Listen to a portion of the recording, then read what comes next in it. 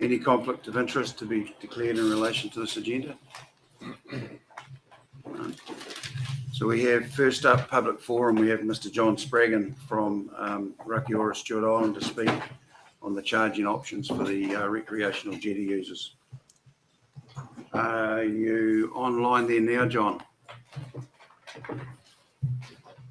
Yeah, I should be. Okay, we've got you there and you're loud and clear, so welcome this morning and we look forward to your presentation. Okay, thank you, Gary, and thank you, councillors, for having the opportunity to speak to you. As you know, the jetties and pricing for them have been going on for some years, and within the last couple of years, the community board have taken over direct control of them. And then in the last few months, we've received the Golden Bay Wharf, which we knew was coming. So in the future, there's going to be a major area of finance required. And so in setting our long-term objectives for the next 10 years, we've been looking closely at the methods for financing for the income for it, realising that we are going to have to take out a loan to pay for the costs. At the moment, the difficulties we are having is that we don't have actual costings for any of the wharf, they're just estimation, although we're moving quickly at the present time on the Oliver Island Wharf. But we don't really have any costings for the Golden Bay Wharf. There was thoughts that we would go to the visitor levy in the long term to ask for a payment each year to go towards helping to service the loan. So what the board have done is, in looking at the whole thing, we decided we looked to see whether we needed all the wharfs. And we've come to the conclusion that as at the present time, all the wharves that we own are necessary and part of our island, but in the future this could change as circumstances change. As I've just said, it's difficult to budget as we presently don't have the accurate costs and details, but what we're sort of working towards is we're hoping that the council will take up on a district-wide rate part of the costs. We're quite willing to have a rate on the island community as part of the costs, but it's in relation to the operators and the part that they pay. And the board, as such,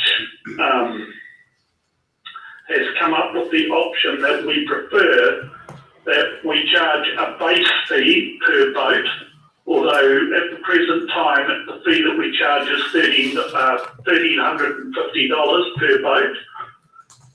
Long term, the thought was that perhaps this may have to go up, or maybe it can come down slightly per boat.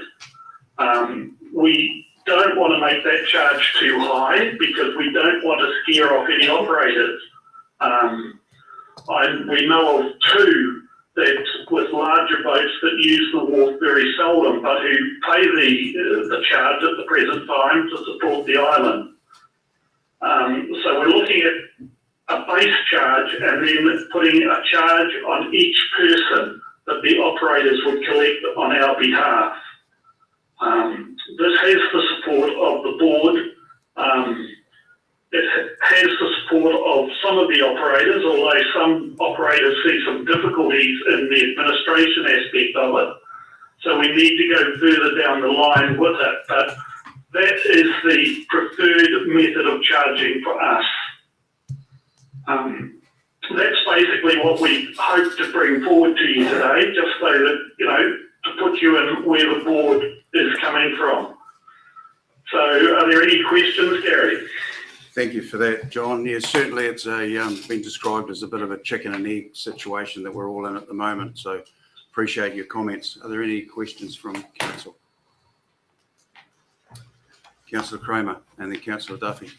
Thank you, Your Worship. Can you hear me, John? Yeah, I can hear you. Yep. As an option, if council supports the preferred proposal from the board, whereby it's a base fee plus a charge per person, but then the administration of it, that requires further consultation with the operators on the island.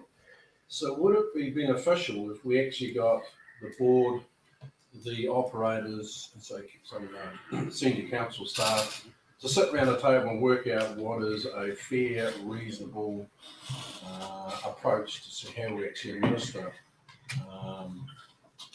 that fee? So I think there's a need to actually work through that. Would you be in support of that?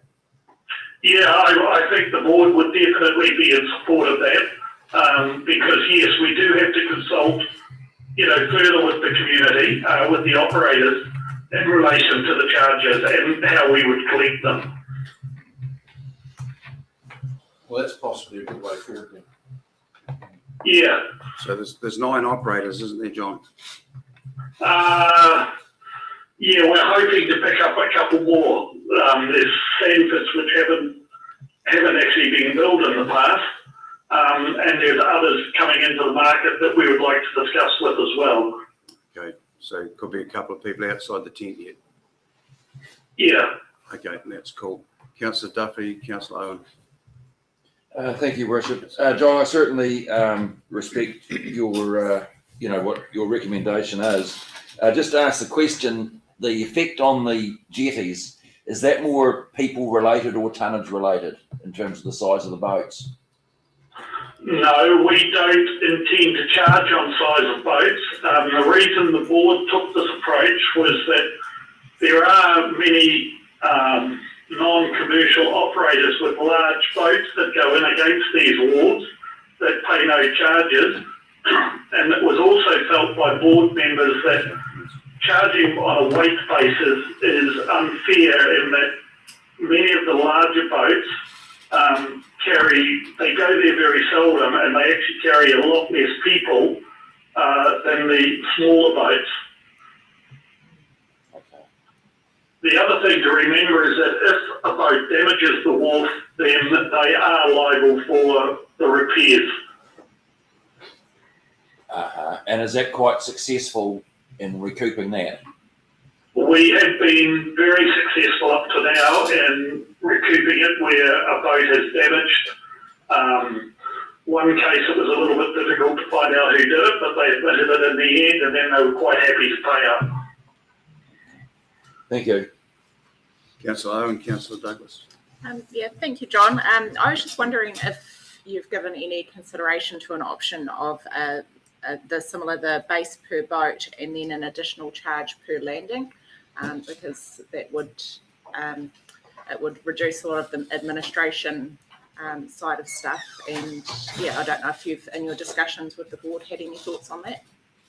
Yeah, I'm just having difficulty hearing that one. So it was to do with, had the community board given consideration to it'd be a flat rate as well as a per landing rate, John? A flat rate is against? So you'd have your base fee and then a landing fee for each time they tied up, rather than a per person. We haven't looked at a landing fee, no. Councillor Douglas. Yeah, thank you, Worship. Yeah, hi, John. Yeah, I understand the base fee per boat, but the fee per person, is that based on the capacity of the craft to what it can carry, or the actual number of passengers carried? The fee per person would be just on the basis of the number of people that they carry. So it would be set on the basis that if we were expecting, say, 20,000 people to go to the island in a year, then we would set it on that basis. And if we had more and there was a surplus, then the thought would be that it would go into the reserves and then be utilised. The fee would be set on an annual basis rather than long term. So sorry, I sort of just missed that a wee bit. So is it based on the actual number of passengers carried or the Yes. expected number of passengers for the season, you were saying? We would, on the concept that we looked at, we would expect the operators to self-invoice or to declare their numbers, and the same as occurs at the moment on the visitor levy, but also the same basis that Southport use on this main wharf here, where the operators have to declare the number of passengers that they put onto the wharf and pay accordingly. Right, and just following up from, say, Councillor Duffy's comment, are you confident in the robustness of that system? We are confident in it in the sense that all the operators have to keep a logbook, and we have no doubt in the honesty of our operators, but if we did have a query, we would see put into the actual agreement that we have with the operators that they would have to be make their books available for audit if required. Okay, thank you. Councillor Kramer. I think that this eastward change won't be implemented until about 2023, something like that.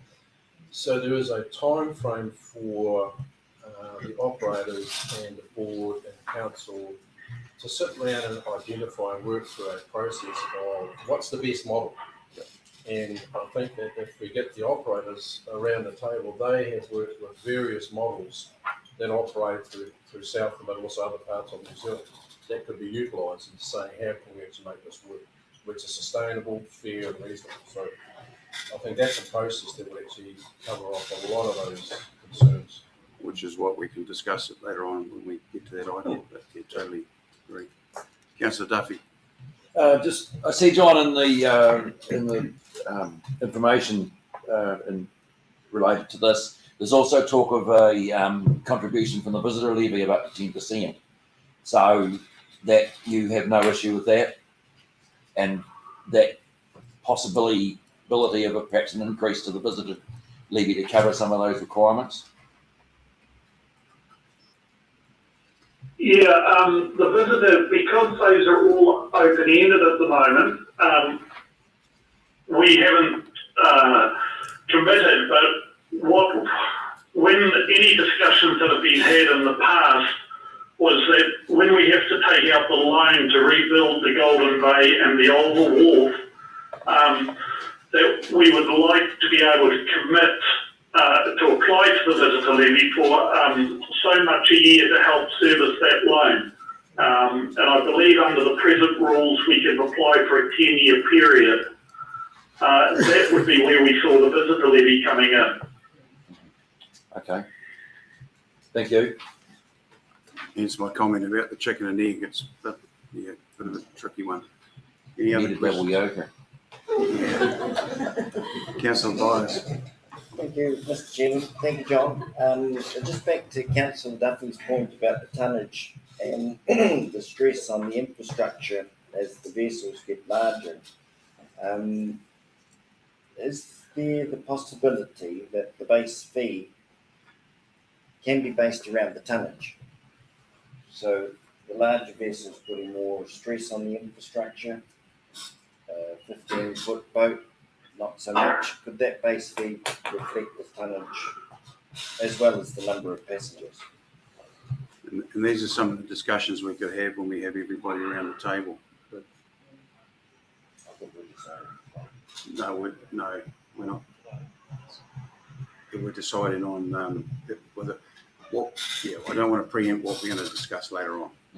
Yeah, that would be a fair enough comment. So we're still in public forum, so we will be item 7.3, I think it is later on. So keep that question. Any other questions to Mr. Spraggan? Okay, there don't appear to be any more questions, John. So we're discussing this item probably in the next hour. Did you want to be called so you can hear the discussion, or you just want to hear the result at the end of the day? No, thank you.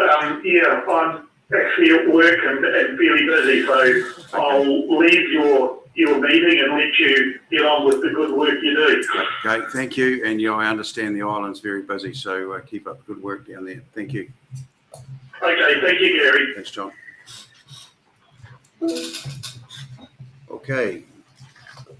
Next item is talking, there's no extraordinary or urgent items.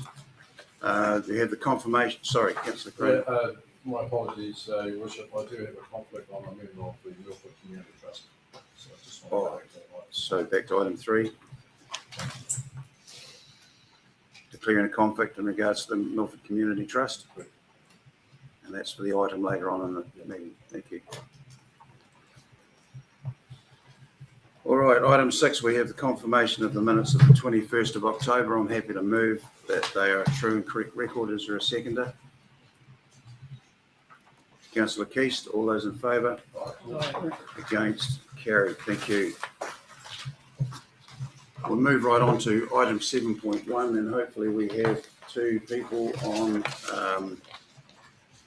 Zoom. We'll just wait for Bruce and Derek. Bruce is in his Lamborghini somewhere by the look of it. And also in my best suit, Gary, for the meeting. Yeah, Sorry. it looks like it. And Derek can't be too far away. Here's Derek. Hi, Gary. Good morning. Good morning, team. So you can obviously both hear us. Yes, All we right, hear so you we fine. Thank you, Gary. Okay, so item 7.1, page 7 of your agenda, and we're going to hear from Jason and Sheree. Hopefully we've got Jason online. Yeah, Jason's on board. Good morning, Jason. Morning, guys. Thank you, Worship and Councillors. Apologies for not being able to be there in person today. Again, I'll take the report as read. In terms of the process this morning, staff will just present the report. Following that, happy to take any questions. As you stated, we've got Derek from Audit New Zealand here and Bruce. So once we're finished, we'll pass over to Bruce just for an update from him. The purpose of the report is to present the draft annual report for the 1920 financial year to the Council for adoption. The adoption of the annual report today will ensure that the statutory requirements are met. The annual report has been reviewed by members of the executive leadership team and at the meeting on the 11th of September 2020 by the Finance and Assurance Committee prior to being audited by Audit New Zealand. Subsequent to the process and amendments, the draft annual report and summary document were presented to the Finance and Assurance Committee on the 10th of November 2020. The Finance and Assurance Committee has recommended the annual report be adopted by Council today. I'd like to just highlight the efforts of staff again involved in the audit process over the past few weeks. It's been a real team effort to get the documents through to this point in the process. I'll now hand over to Mrs. Mara, who will just take you through the key financial considerations as part of the annual report. Thank you, Jason. Thank you and good morning. Firstly, I'd just like to speak briefly over some of the issues that we had through the annual report process and just bring you up to speed as these are some of the key critical matters. I'm referring to page 15 of the agenda. So the first point is in relation to the Palmerston North call centre. So as part of our KPI reviews, we capture data on complaints. And during the audit process, there was some work done which identified some deficiencies in the process with the Palmerston North call centre and how they actually capture the complaints. Council staff, since this has been brought to our attention, are working with Palmerston North call centre and are looking to improve and change the processes so they meet the requirements going forward. One of the key, issues in relation to this matter is that this is actually resulting in our audit opinion being modified in relation to our performance measures only. And so you'll note in the report that I've spoken quite a bit around the audit opinion. So what happens is when the auditors do their job, typically everything is honky-dory and they issue what's called an unmodified opinion, and that's pretty much 2 thumbs up. What's happening here is effectively the opinion that has been issued, and there's a copy of it in attachment C, is unmodified in relation to all the financial information in the majority of the document, but modified in relation to the activity statements in relation to 3 key performance measures. So Mr. Olsen and probably Mr. Robertson will talk a little bit about it when they speak. But I think it's important that we bring it to your attention that our opinion this year is slightly different to what we have received historically. One of the other points that I'd like to bring to your attention is through the process, we identified, or we recognised that we had some outstanding building consents. So when we initially prepared our first draft of the annual report, which we took to Finance and Audit, we believed that this was a prior period error because we were able to establish, we had some additional data based on the great work that's being done by the Building Solutions team to be able to quantify the amount of outstanding consents that we have at each of the balance dates. Through the audit process, we worked with Audit New Zealand and they actually formed a different opinion to us, and we've had to effectively change our approach. What that has meant is that all our prior year numbers have remained consistent with the adopted annual report. So we haven't changed prior years, but we are recognising this liability in its entirety in the 1920 year.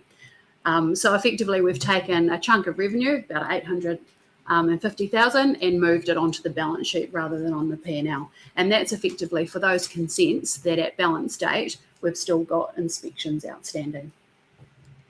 One of the other points to note is also infrastructure asset data quality. So in our 3 waters valuation for 30th of June, our valuer identified that they were having some issues with the confidence in our data and overall decreased the rating. Now, this has been discussed with the Finance and Assurance Committee a couple of times, and also the team are currently recruiting. Effectively, it's been due to resourcing and also the amount of work that's been being processed through that area. So what it is just capturing all the updates of the projects and everything that we're doing in our asset management system.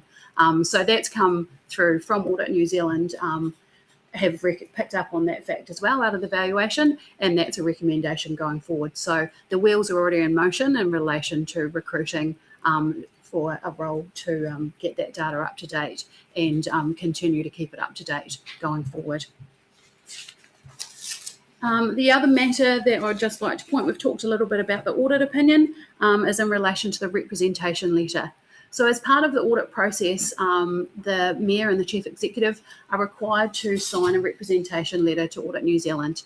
This letter effectively outlines that on the Council's behalf, that we have made all fair representations to audit. So we haven't withheld any information, and we've been open and honest and provided them with everything that they've asked for. There is a copy of that draft document attached to the agenda, and subsequent to the adoption today, the Mayor and the Chief Executive will sign that on Council's behalf and provide that to Audit New Zealand. That will then give them the final piece of their puzzle to allow them to give us their final audit opinion. Other than that, probably just highlight some of the key financial aspects from the document. So overall financial performance, we ended up with a small deficit of close to $200,000 in comparison to we were planning for a $3.3 million deficit. Effectively, we have received quite a lot more revenue than we were anticipating. A lot of it to do with some of the one-off projects like the Milford opportunities in the Stewart Island, as well as additional NZTA subsidies and forestry harvesting income. Associated with some of that income was increased expenditure, and that was also around February flooding events and the work that we're doing with Milford opportunities and Stewart Island Rakiura opportunities. But yeah, overall a small net deficit. In relation to our statement of financial position, so that's where our assets and our liabilities are, we can continue to have an extremely strong balance sheet with $1.6 million worth of assets and very small liabilities at this point in time. We did note for your attention that we had a $2.5 million worth of external borrowings at June, but that was effectively cash flow purposes and was repaid in full in July. Other than that, I am happy to take any questions that council may have of Mr. John McGinn or myself before we hand over to Mr. Robertson for his comments. Thank you for those updates. And yeah, the deficit is small, and it's certainly a lot smaller than we thought it was going to be. So top marks to all those. We could have been in a worse position. Any comments or questions from council? Councillor Kramer. Yeah, just, I think you wish, just a point of clarification, you mentioned the additional revenue coming in, and one item was the North opportunities. But that money basically comes in and goes out again because it's to cover the cost of that particular project. Yes, and we've effectively got expenditure down the bottom that matches that off. There is a little bit of a timing difference, and so that revenue is recognised on that balance sheet. Okay, there don't appear to be any other questions. So who's going first out of Bruce or Derek? Bruce, I'm happy for you to go first. Yes, look, thank you for that, Gary. And again, I appreciate your acceptance of me coming in a slightly informal manner to the meeting, but it just reflected where I needed to be. Look, Cherie has quite rightly mentioned the Finance and Assurance Committee a number of times in terms of her presentation. I think my presence today is really my keenness to personally say that is correct, that we as a committee have a number of times addressed the annual report, let alone the fact that on a quarterly basis we've monitored the progress of our finances. And so it is important that you are well aware and have a chance to question me if you want to later on, that indeed the committee has, I believe, done its work appropriately and is prepared to recommend that you adopt the report that's in front of you. I won't repeat anything that Cherie has said about the actual report itself, other than to reflect one thing. We all knew that the 1920 year annual report was going to be influenced significantly by COVID-19. There are some specific disclosures that we were expected to have in the annual report, and that's been referred to in the draft audit opinion. But it also reflects the fact that actually our final results and our performance, particularly the levels of service we have delivered, have in some cases been quite significantly affected by COVID-19. As part of the committee's approach to review and accept that the annual report was reasonable, it included looking carefully that COVID-19 was being explained appropriately, and also that we didn't suffer from COVID wash. We could potentially try and use COVID-19 to explain all differences, but that is equally not correct. So in fact, the committee checked that carefully, and we're comfortable that we have a reasonable set of explanations which are important for us as a council to be aware of, to understand our performance, and indeed looking forward to the LTP, whether there are matters that we should think or reflect on from that. So that's the importance of it. The other part of the committee's work was very brief, which was indeed at the last meeting, which has led to this recommendation that you adopted. We did meet the auditor in the form of Derek, obviously, without management present. That is largely an unrecorded session with the chance to be able to hear anything that might be on Derek's mind, or for the committee to ask its questions. I won't say what went on in that meeting, other than there was no matter raised by Derek that should have had a wider impact or a follow-up, but that we are broadly comfortable with where we're at in the performance of the council. The letter of representation you have in draft, that's important. My one piece of advice was actually for management to work carefully with Cameron as the new chief executive, because he's been asked to sign it. And I just want to reflect for council that is always it's not uncommon, but a difficult position for a new chief executive to take in and sign off representations in terms of the prior year when, in this case, Cameron wasn't on board. I've discussed that with Cameron, and I do expect management to provide the appropriate assurances to Cameron, as well as to Gary, that it's appropriate to sign off. The final thing is, of course, as you'll hear from Derek and you've heard from Cherie, is that we have an opinion that's been modified. And I just want to reflect that actually, while we may find that what's the word I'm about to say, distasteful, I think that's too strong a word, may not be wanted, and I certainly don't want a modified opinion. I try to look behind it, and the reality for us is that we want good information so we can manage properly. Our Finance and Assurance Committee quarterly looks at our non-financial performance as well as our financial performance, and I take seriously how we report on our non-financial performance. So while I can characterise the concerns that Derek quite validly has raised as being relatively minor in the greater scheme of things, it has always been well understood for councils that understanding the level of complaint, where the complaints are about, is actually an important indicator of the level of service provided, and also potentially giving insight into the condition and the performance of our assets, which we have to spend so much money on.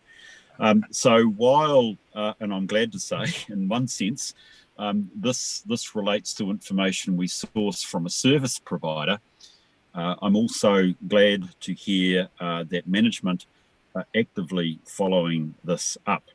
One of the key things that I've experienced with councils, we always say, we know better than the next person.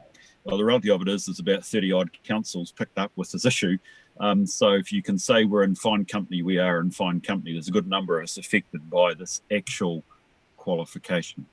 The point that's made importantly in Cherie's report is that the complaint measures for water, stormwater and wastewater are being qualified. I'm confident that staff will take the right moves to remove that need to be qualified next year.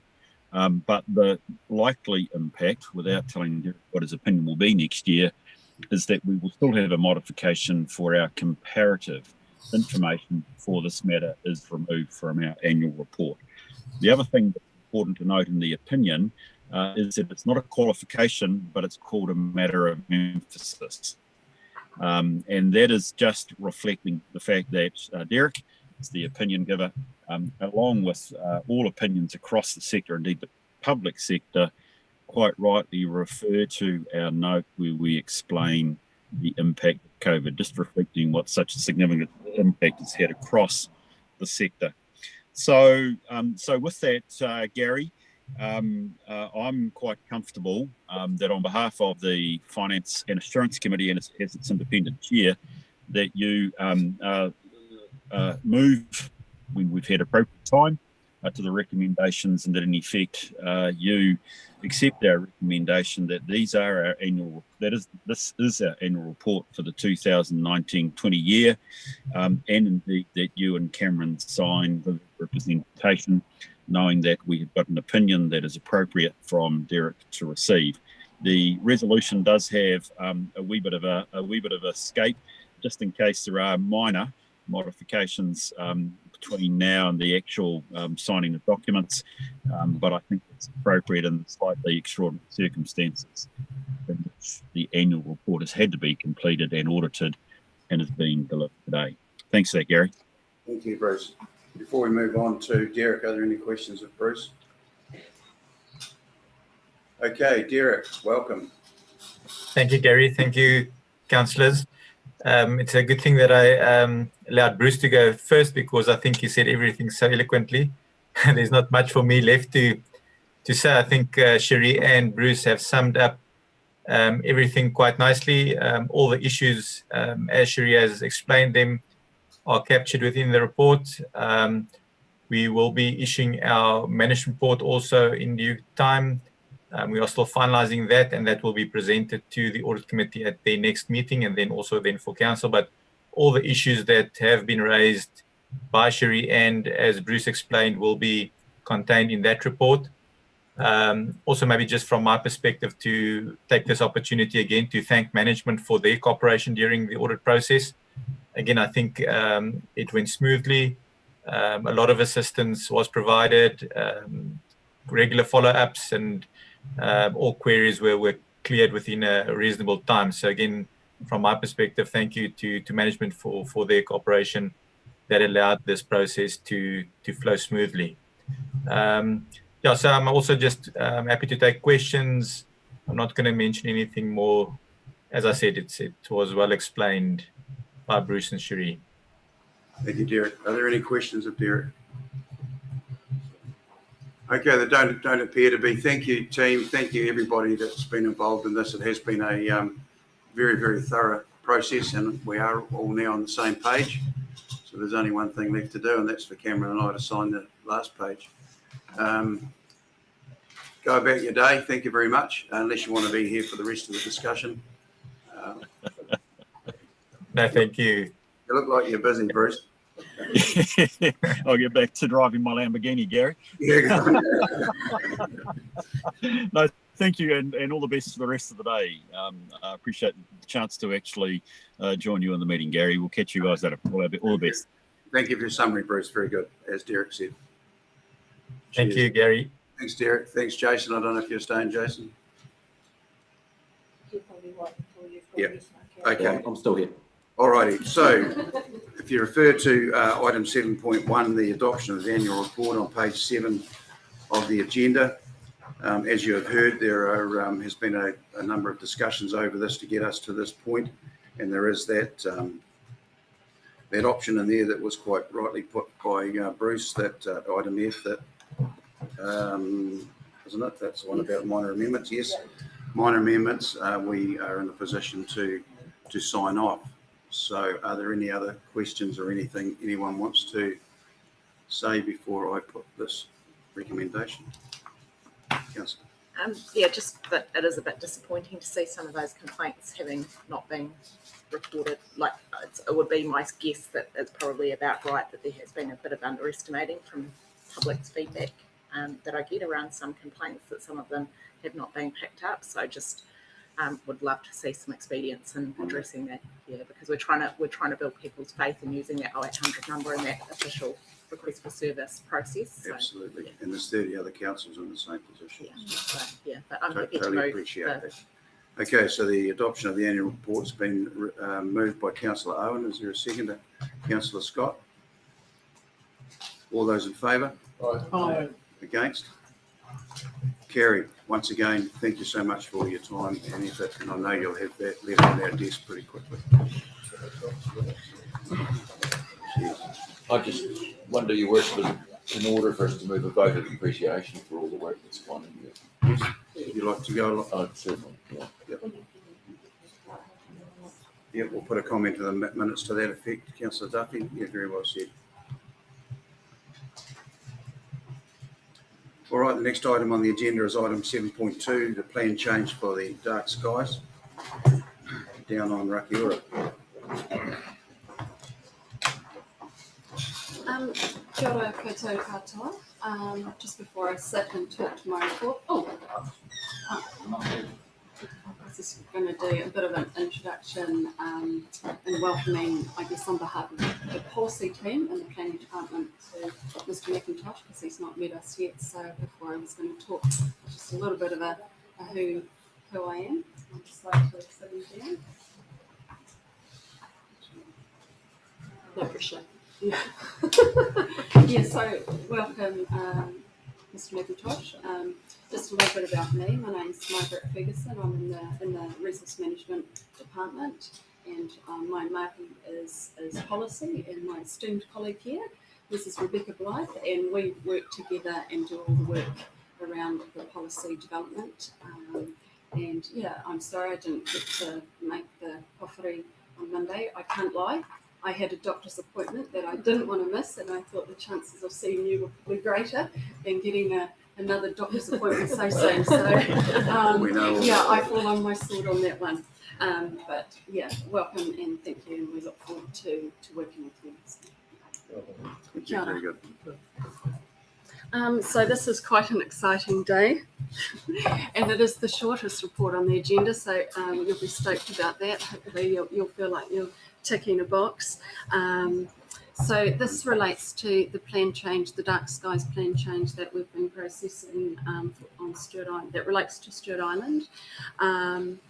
And I'm happy to say that we're now at that final stage. It's been going for about 2 years, so formally through the process for a year, and then some really great work with the community on Stewart Island and Great South in terms of probably a good year of engagement and talking to the community, so that when we came in as part of that formal, I guess, regulatory process, that it wasn't difficult because there'd been a lot of mahi had gone on beforehand and engagement.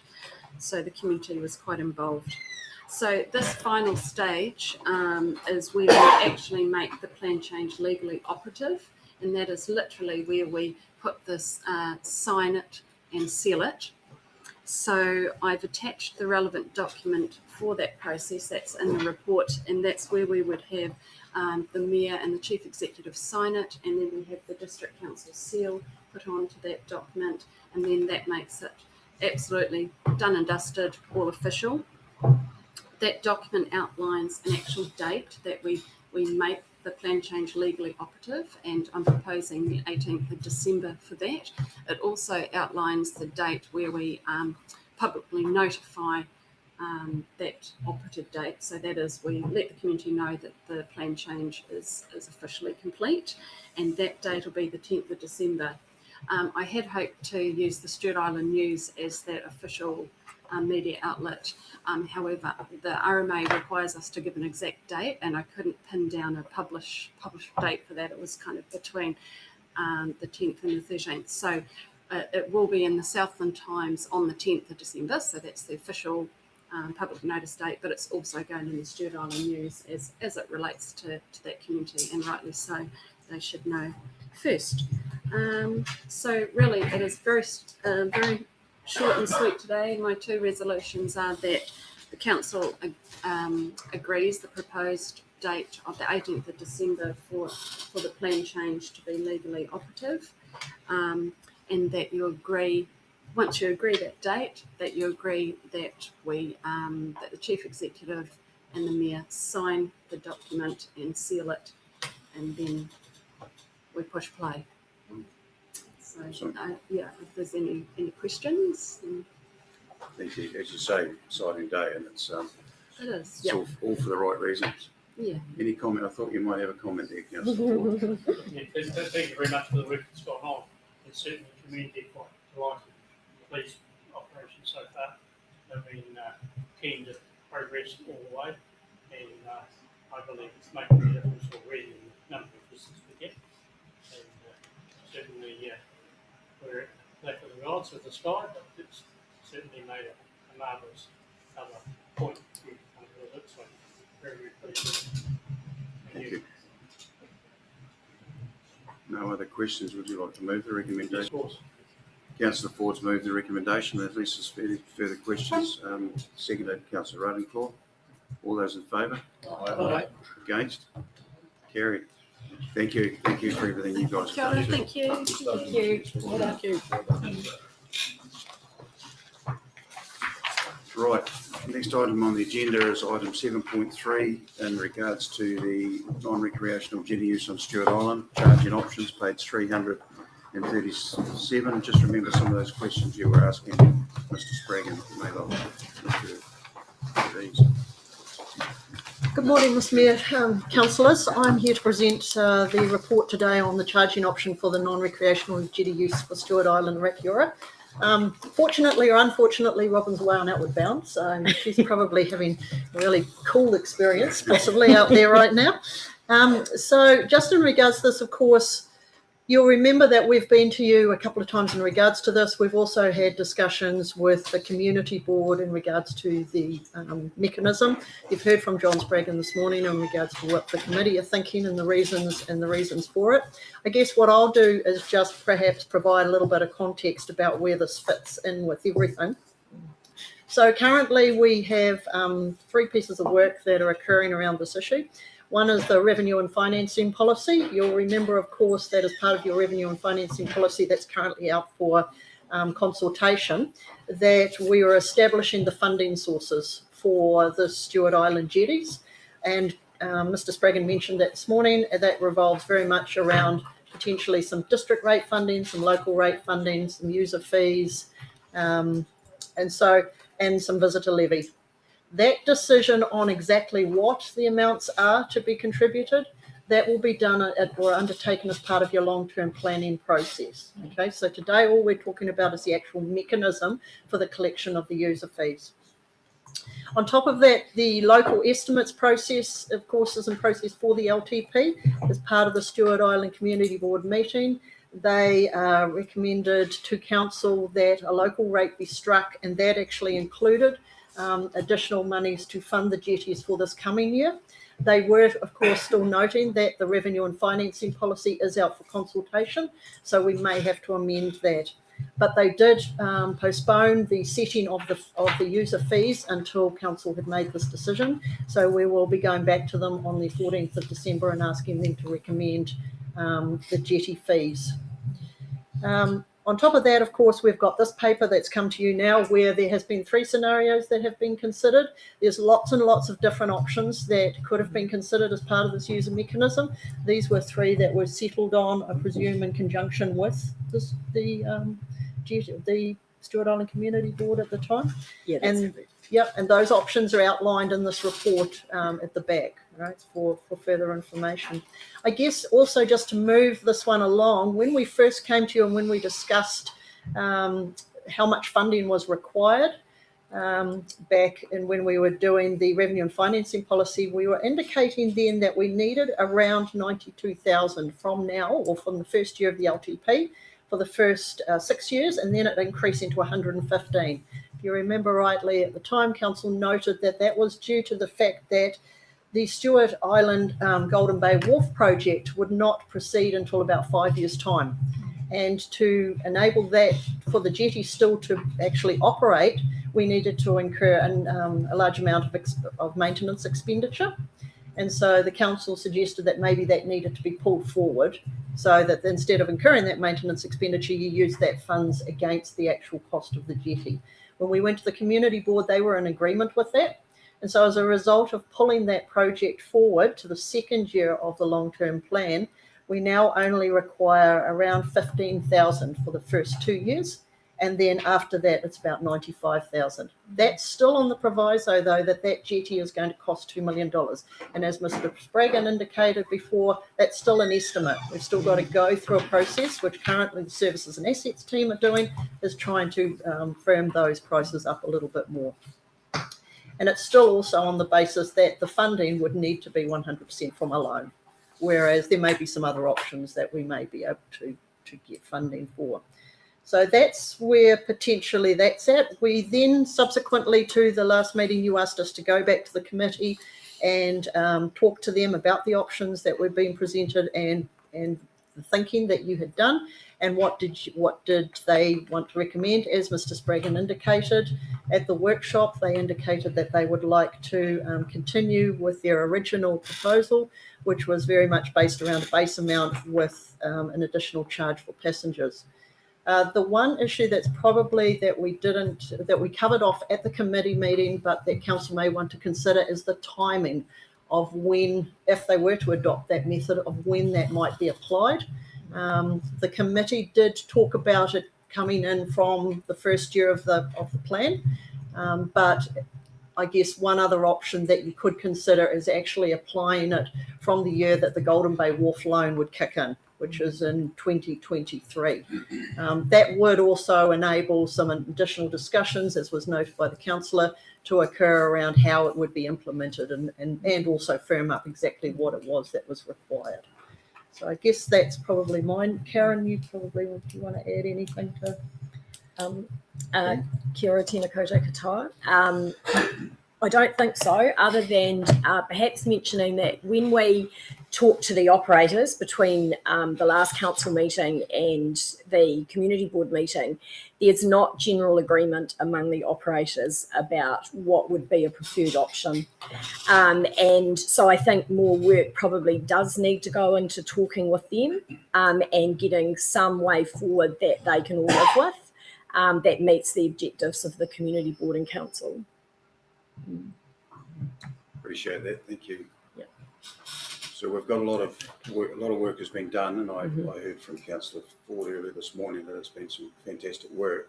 We're still going to get some ducks in a row, align the thinking, especially around the finance and insurance stuff, with where are these going to be paid for in the future, which Mr. Spraggan quite rightly highlighted this morning. Are there any comments or questions? And bear in mind the questions you had earlier, Councillor Byers. And sorry to shut that down, but we were in a public forum at that stage, so we couldn't get into a debate. So it's a time now to have a talk about those things. Are there any comments or questions from councillors? Councillor Duffy. Just in relation to Karen's comment about operators with different views. So is there a common thread to concerns, and is there a solution, do you think? Through you, Your Worship. Well, I think the biggest issue is that they've only really been talked to about the mechanism, and so they were quite interested in the dollar value that might impact on their business. And the second thing is that they do see this as an additional workload for them to have to submit. Most of the operators mentioned the administration for them is quite high. And whilst we do collect numbers for the Stewart Island Visitor Levy, it's done through 3 operators that aren't running a small business. They are all big operators. Most of these operators that we're talking about are small business operators on the island, and it does significantly, in their view, increase their workload. So it comes down to an accounting procedures. Councillor Ford. Perhaps comment on that. If I mean a water taxi operator, but that would be the least bureaucratic job that I would want to do in quarter or whatever, was to count the numbers up and pay some money. Yeah. You wouldn't really do that if you didn't have to. So to be avoided, it's possible. It's not what the board has said, and Sprague has identified that the board think counting people is correct. And as well as that, when you count people, you should self-invoice. Put the money with the teller. Shouldn't have to go to the trouble of council invoicing and mucking it out. I believe it works in some part of our list of levy, works in Milford. So there are problems that other people have. I struggle with that a wee bit, but the community board are recommending that approach. Oh yeah, they are. Yeah, and that's what we would stick to. It would be the least thing an operator would want to do. It's an administrative thing that is being added to their work. So it's just a word on. So we've been tasked here today to endorse a charging system. What do you call it? Sorry, not a system. User. A method of collecting these fees based on a community board recommendation from a workshop, which you are now indicating maybe not what the... No, so I'll stick to the board's opinion. That's the way it's supposed to be. Right. But as far as operators are concerned, their response was just another job they have to do. Yeah. No touchy about that. They like to be operators rather than computers. Councillor Owen, Councillor Kramer, Councillor Douglas. So from my previous experience of working with fees like this with Department of Conservation, this is like a real it's an administrative nightmare to have to go back through your records on a quarterly or annual basis and go back and record each trip and how many people. But it's also important to understand that the logic behind why DOC does that particular process is, one, they're after the information on the users, and the other one is their revenue streams are based on an overall target of achieving 5% revenue from commercial operations on conservation land. It's nothing to do with that particular person fee. It's nothing to do with cost recovery of the assets of management. That's dealt with in a separate funding stream. So I think that's important to understand, that when we're looking at this, we're looking at actually what's the wear and tear and things like that that's needed on the maintenance of the water. So a per person fee, actually, I don't think the number of people is affecting it as much as the number of landings and perhaps the tonnage of the vessels. So I'm just concerned that maybe there's a hybrid between these that perhaps hasn't been considered by the board. John had mentioned that they hadn't considered an option of a base fee with a landing fee, and that we haven't yet thrown that in the mix of consideration. And that sort of option would enable a technological solution like a tag or system based on a boat, perhaps in the future, where they don't have to do any admin. It's automatically logged as to how many landings there are, with a base fee perhaps adjusted per tonnage size. So yeah, it just concerns me that that's maybe not in the mix yet. So Councillor Kramer. Yeah, thank you, Worship. I think Councillor Owen's made some very good points as well, and I think those all need to be considered when we get the right people around the table and we work out a fair and reasonable method, and something that's sustainable as well, and get buy-in from the majority of the operators over here.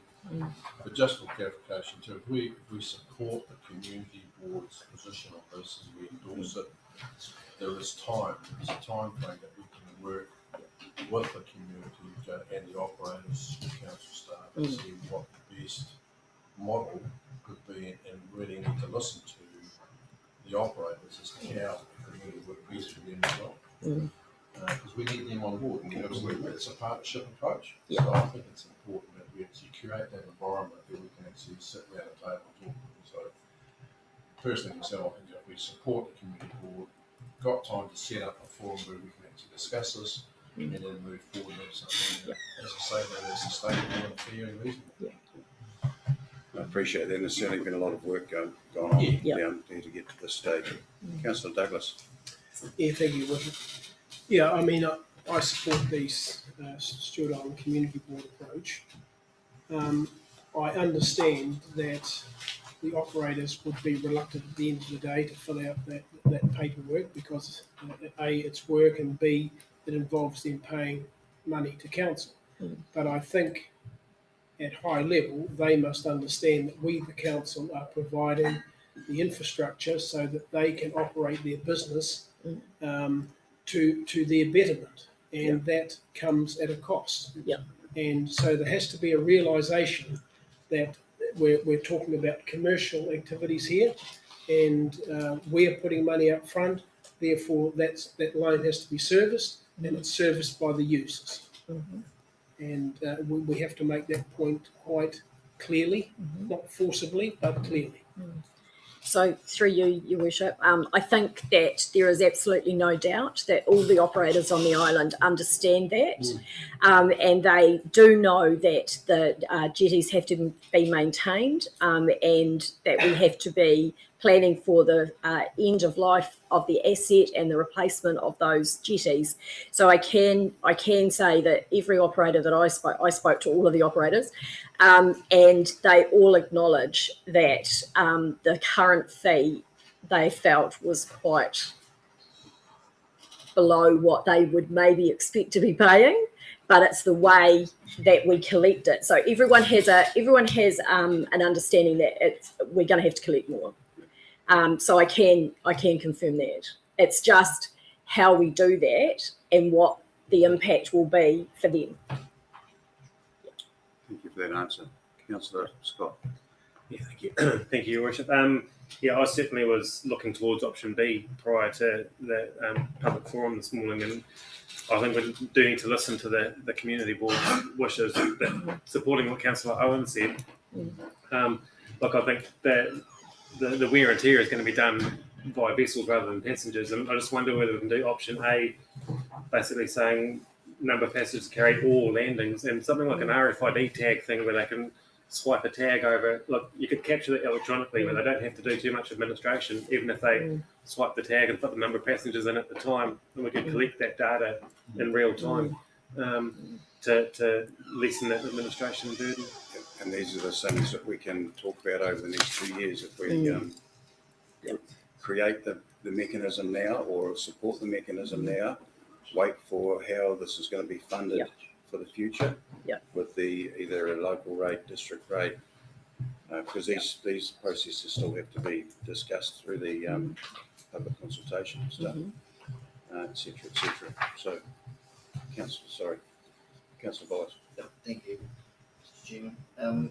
I just wanted to support the idea that the tonnage has an effect on the life of the infrastructure. And just like on our roads, the heavier the vehicles, there's a cost. There's an additional cost to reflect that. So I believe that needs to be taken into account. Which could be a part of the base rate, base fee. Councillor Duffy? I guess then our recommendation needs some rewording. Yes, so there is a suggestion about how that was going to be. We thought we might have got to this stage. Do you want me to offer a suggestion? Yes, sorry, yeah. Or just I can suggest some different wording to To recommendation. which part? H? Yeah, would be a base fee amount per vessel. Oh, I see. I don't think we can Based get into the on- nitty gritty of that Okay. today, but we'll certainly Yeah. endorse. Okay, sorry, Councillor Ross. So through you, Awesome! I started it, so I thought I might as well finish it. She's just been put on a much reduced pay scale. now you've really put me off. Thank you, Mr. Chair. So what I have done is, Fiona, have you got those draft resolutions that I sent through at all? Yeah, so what I have done is just drafted up possibly a potential change that you could consider, and I think we still probably need to amend it. But I would like to just note that G needs to change in totality.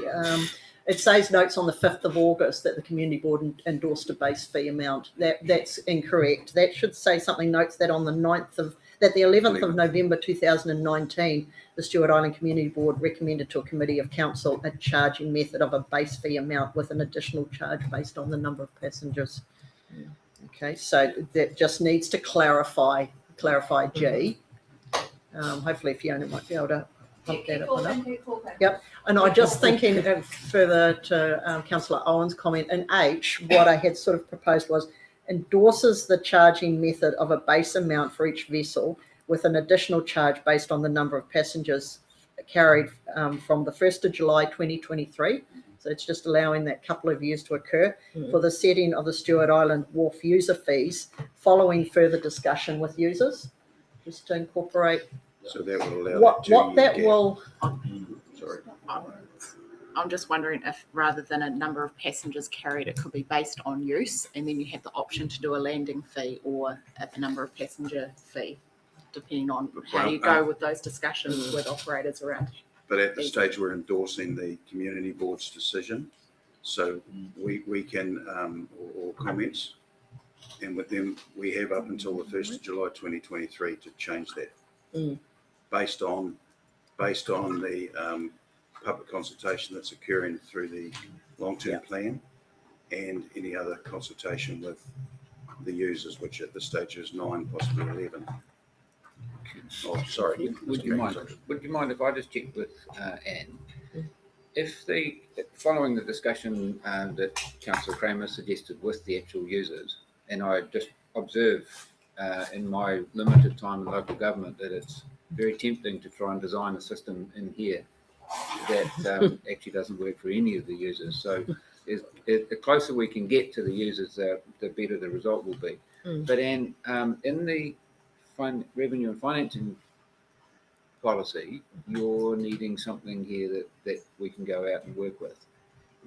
Following the discussions on the island with the operators, how late could we make a change to? So the revenue and financing policy is already out for consultation now with the information that it has in it. So there's nothing we can do more to that. However, we still do have another opportunity to change the revenue and financing policies, should we so wish, which may occur because as a result of putting everything through the LTP, things may not be the way you wish to do them. So you can change it at a further time. But that's not to say that as a result of the submissions that you get, you may make a different decision at that stage. I would just also that comment that Councillor Owen is correct. If you so wished, you could do it based on usage, and then you could leave that to actually the discussions, because it would give you a bit more generic. It's still supporting the board because it's not It's not unsupporting them. Okay, as long as that was. No, it's not unsupporting them. It's actually just giving it a bit broader to allow, because Mr. Spraggan did indicate, didn't he, that he wanted to undertake those further discussions. So it gives him a little bit more capacity to actually undertake those discussions. You're comfortable with that as well? Just repeat your wording, Councillor Owen, so I've got that in me. I just don't want to upset the community board. A base fee amount with additional charge based on the use, based on usage. Yeah, so exactly that, with an additional charge based on the usage. Based on usage, I'd say. With a From 1st of July. Yeah, I get that. Yep, and then that allows them to, think about it. Councillor Byers and Councillor Duffy. Just the tonnage and stressing the infrastructure. What about a base fee amount based on tonnage? Well, it's usage, so it's the total usage, which will cover your tonnage, your, well, I would hope that they would decide later on whether that includes tonnage, how many times they tie up, and or passenger use. So it's total usage.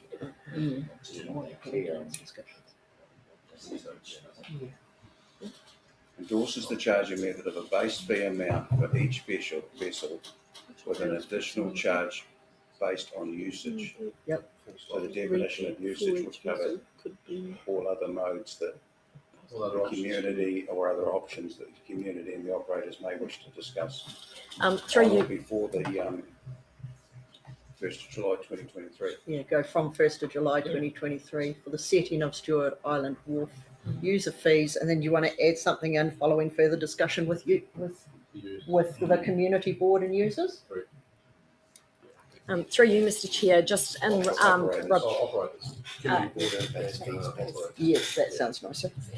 So the word usage should be all encompassing of every other option that may be available, including tonnage, rather than define it, because otherwise we're going to bring it down. We want it to go out here. It doesn't exclude any option. It actually opens it up. Absolutely. And it doesn't exclude Councillor Byers' comment earlier either about the base fee, that you may want to stage it, which was one of the things that was considered. Because you might say lighter boats actually get a lower base fee, and larger boats get a higher base fee. So you could still do that within that resolution. Councillor Duffy, Councillor Menzies, Councillor Ford. Well, my point sort of covered. I was going to suggest adding about the discussion with the operators. The other thing, I just wondered if we say endorse at this stage, the word you used before, if it's just to say that we're not fixed on that. We're just endorsing that with the information we've got available.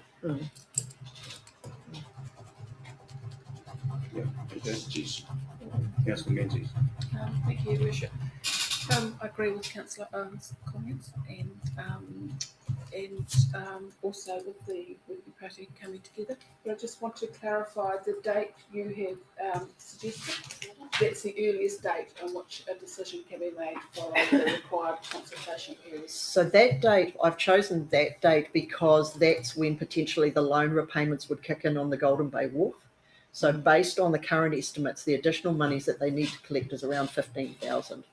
That has technically been allowed for currently within the local rate. They could equally change the users if they so wish to put that up right now.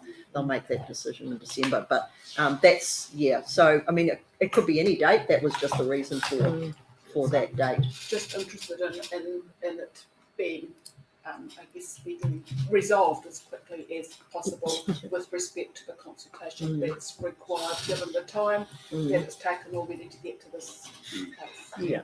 Absolutely. Councillor Ford. Just to comment on the concern about tonnages, there had always been a principle that wharves are not always accessible by high tonnage boats, such as oyster boats or those sort of things that come along. So at low water around some places are inaccessible. And that would sort of go to a limit as to the size of the boat that you operate with. So that had always been the intention that we didn't extend them too far or those things. So there's always been a consideration of tonnages shouldn't be excessive. So that might raise some of that. Councillor Douglas. Just a very quick comment. Why are we referring to them as non-recreational and not commercial?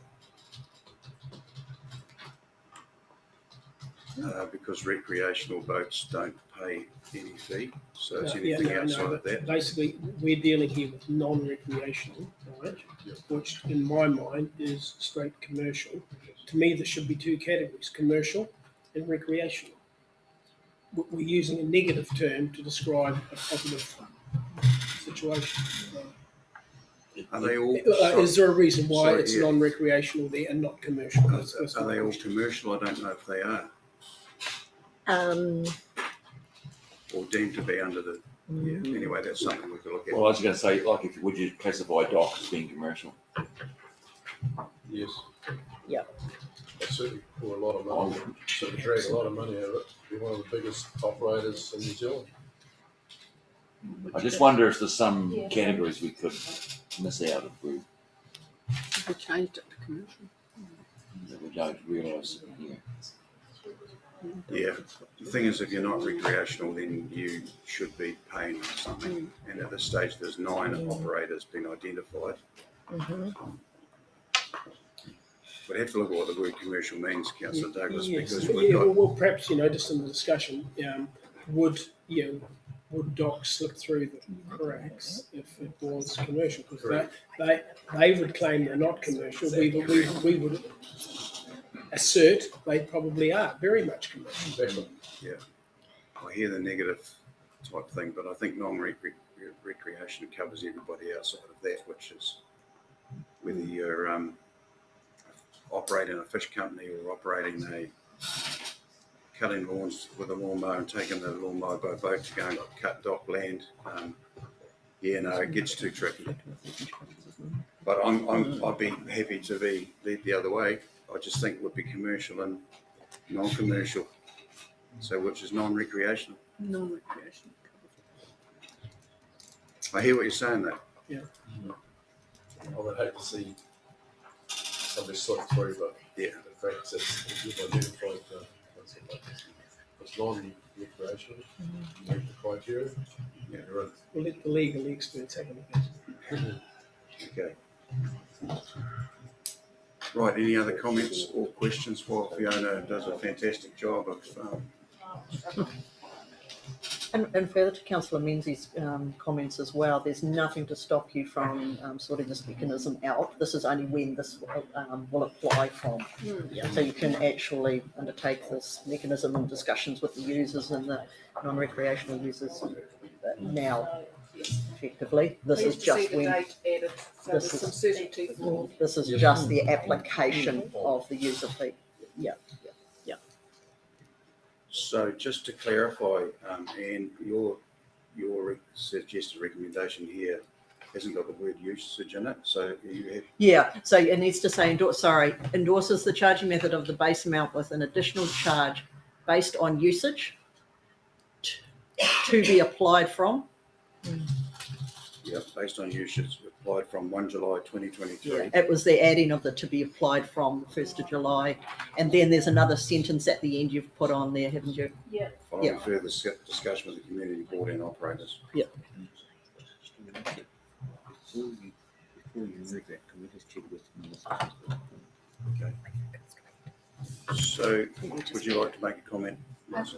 Thank you, through you, Your Worship. I've had staff that aren't present just advise that the reason that it says the 5th of August 2020 was because it was the formal consideration at the community board workshop, whereas on the November meeting they discussed it in this workshop following the community date. So we probably do need to retain that 5th of August date. Did you hear that? Okay, that was only a change from a short discussion yesterday. So we can take out that whole paragraph below, is that what you're saying? The endorsement actually came in there. Yes, through you, Your Worship. That's what Phyllis is saying. That's one I got from Robin. Okay, are there any other comments? I haven't missed anybody on my questions, have I?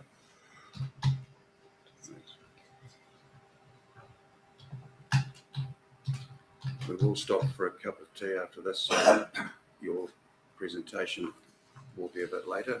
Is that all right?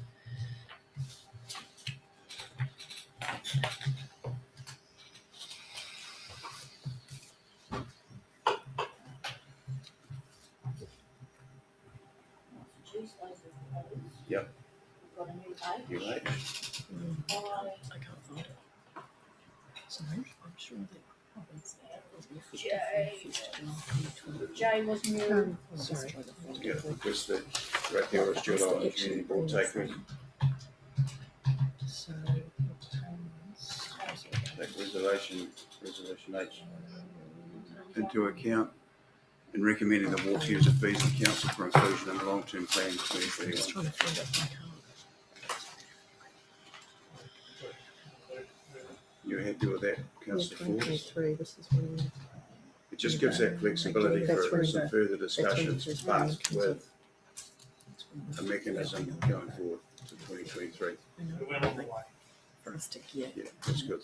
It's 2 years. Okay, And I'm sure that 3 years. the operators will give us some feedback on that, we'll give the community board a feedback on it.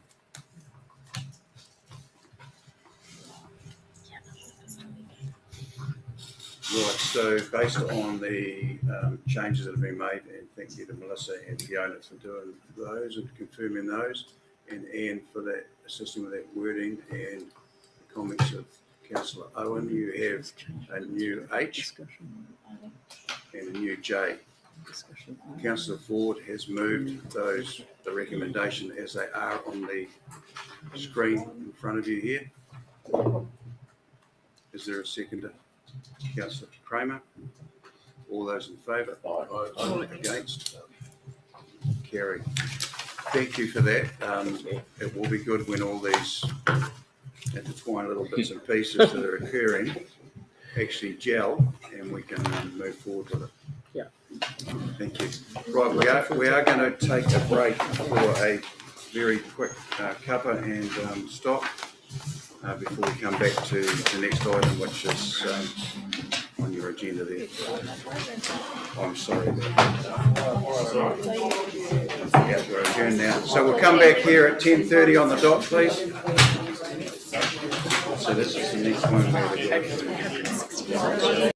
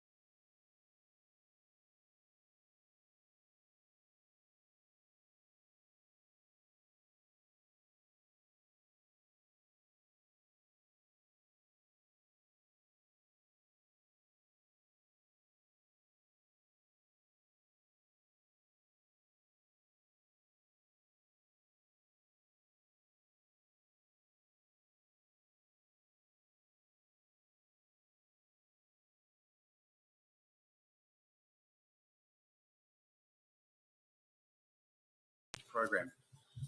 Thank you. Thank you, Mark.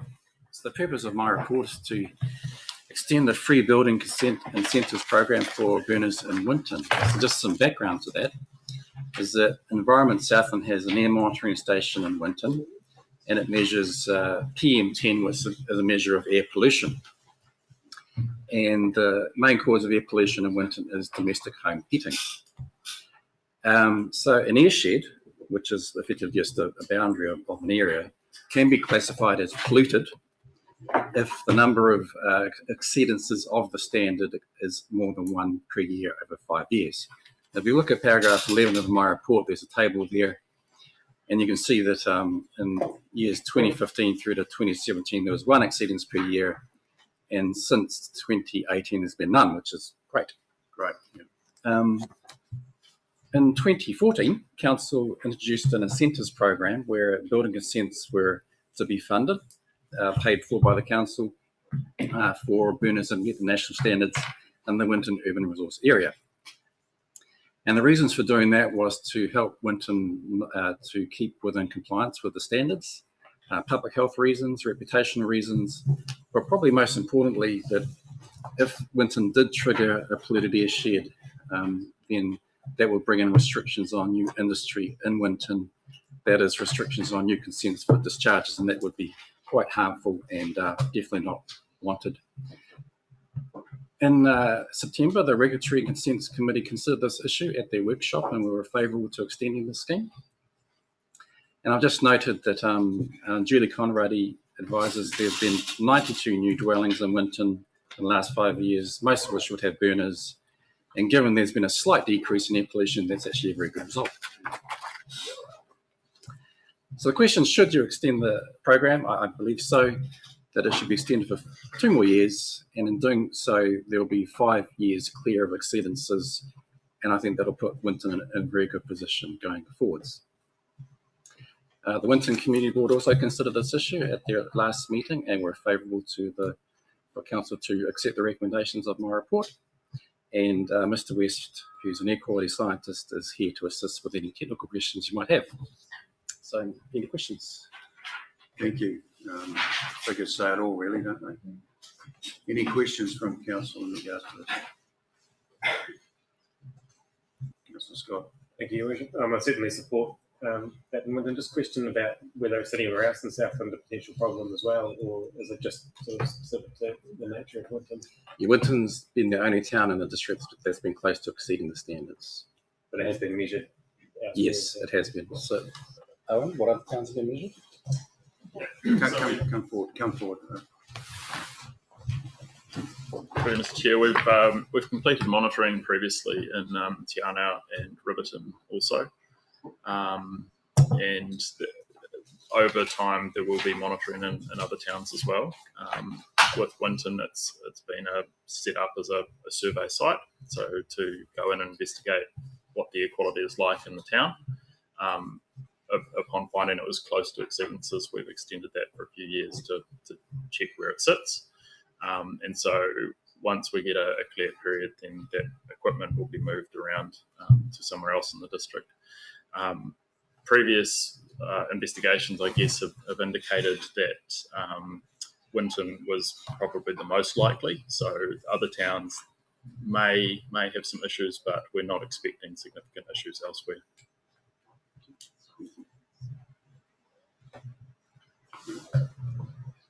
More than happy to move it. Supported by the committee. Okay, Councillor Fraser's moved the recommendation, seconded Councillor Owen. All those in favour? Aye. Against? Thank you, and thank you for the work by Environment Southland too, keeping our communities nice and clean and green. Thank you. Thanks, Michael. Next item on the agenda is the unbudgeted expenditure for the Italia Community Pool, page 367 of your agenda. Catherine. Good morning, everybody. So the purpose of this report is for Council to approve the unbudgeted expenditure request for the Ōtautaua Community Pool to uplift the funds in their reserve. So that reserve is currently sitting at just over $23,000. And at their last community board meeting, the Wallace Tikitimu Community Board resolved to recommend to council to approve this unbudgeted expenditure. So I'll just take the rest of the report as read, but happy to answer any questions that you may have. Thank you. Are there any questions or comments from councillors? Okay. You have the recommendation in front of you. I know we've talked about unbudgeted expenditure stuff before, but it's items like this that require this sort of engagement by council. Can I have a consideration? The Otautaua Community Pool has currently, they wait for it, and the reserve is sitting there in the Otautaua Park Reserve for the use of the Otautaua Pool. So why is it unbudgeted expenditure? Why is it classified unbudgeted expenditure? The no funds is there specifically for that pool. It probably hasn't been budgeted for that purpose. I can't answer. Through you, Mr. Chair, it will be because they have not budgeted for the expenditure. Although they've got the funding source, the actual expenditure itself has never been included in any plan. So if we need to get some funding out of our 250 bars fund. Yep, funding's fine. It's the factors that you don't have in any annual plan, the expenditure. It hasn't been. You've got the funding source for it. It's great, but you just don't have any expenditure listed. No. It hasn't been identified where that money is to go, Councillor Harper. So now it has been, and it's been accepted by the community board and hopefully accepted by council today. I hear where you're coming from. Councillor Kramer. So for you, Worship, so it really highlights the work that community boards need to be looking at when they put their plans together, so that they're looking ahead and thinking what are some of the projects that they want to do over the next 12 months, and then they can identify those sort of projects, and therefore they don't become unbudgeted expenditure items that will come in as it's been earmarked for that particular project. Would that be right? Correct. Okay, so are there any comments or questions before I put this for somebody to move the recommendation? Councillor Menzies. Councillor Menzies has moved the recommendation. Is there a second? Councillor Keast. All those in favour? Aye. Against? Carried. Thank you. Next item on the agenda is the monthly financial report, page 371. Welcome, Leslie. Thank you, Your Worship and Councillors. I'll take the report has been read, but I would just like to highlight a couple of points for you. Just to note, the carry forwards will be included in the projection in October. These were approved at the last council meeting, and forecasting will occur in February. The income for the 3 months to September is 1% above budget, the variance being around council facilities, where 3 properties have been disposed, one of which is the Rekiora Museum. The proceeds from the land sale from that have been paid over to the Rekiora Heritage Trust, which is included under operational expenditure. Operational expenditure is 1% over budget. The main variance there is around solid waste management, where the WasteNet annual service fee has been included in September rather than being spread over the year. This has been corrected in October. Capital expenditure is 8% higher than budget year to date, and the variances revolve around the carry forwards that are being processed or have been processed now in October result. So there were some street works in Riverton, along with some water supply projects being the Otautaua main replacement project and the work continuing on Quinton Drive in Te Anau, which is expected to be completed pre-Christmas. Wastewater was under budget, due largely to the delay in construction, with the bulk of that work happening between December and April. When we look at the statement of financial position, just like to highlight that the June 2020 position is that was presented in the Finance and Audit Committee previously, and the audited financial position will be shown in the October comparative report. The other note for the borrowings under current liabilities is that there is short-term borrowing, and that 2.6 million was repaid on the 5th of October. Thank you. Thank you so much for that. Any comments or questions in regards to this matter? Councillor Menzies. Thank you, Bishop. Just wondering if in your reports you advise us on the percentage completed of those projects carried forward from the previous year. So quarterly, do we know if we're 50% through or whatever it might be? Is that possible? Or you may do it already. That's going to do it. Cool. Through you, Your Worship, that probably be something that we could include in the service and asset program report. Would be the place to Thank you. Yes. Councillor Duffy. Just something I just thought about this morning.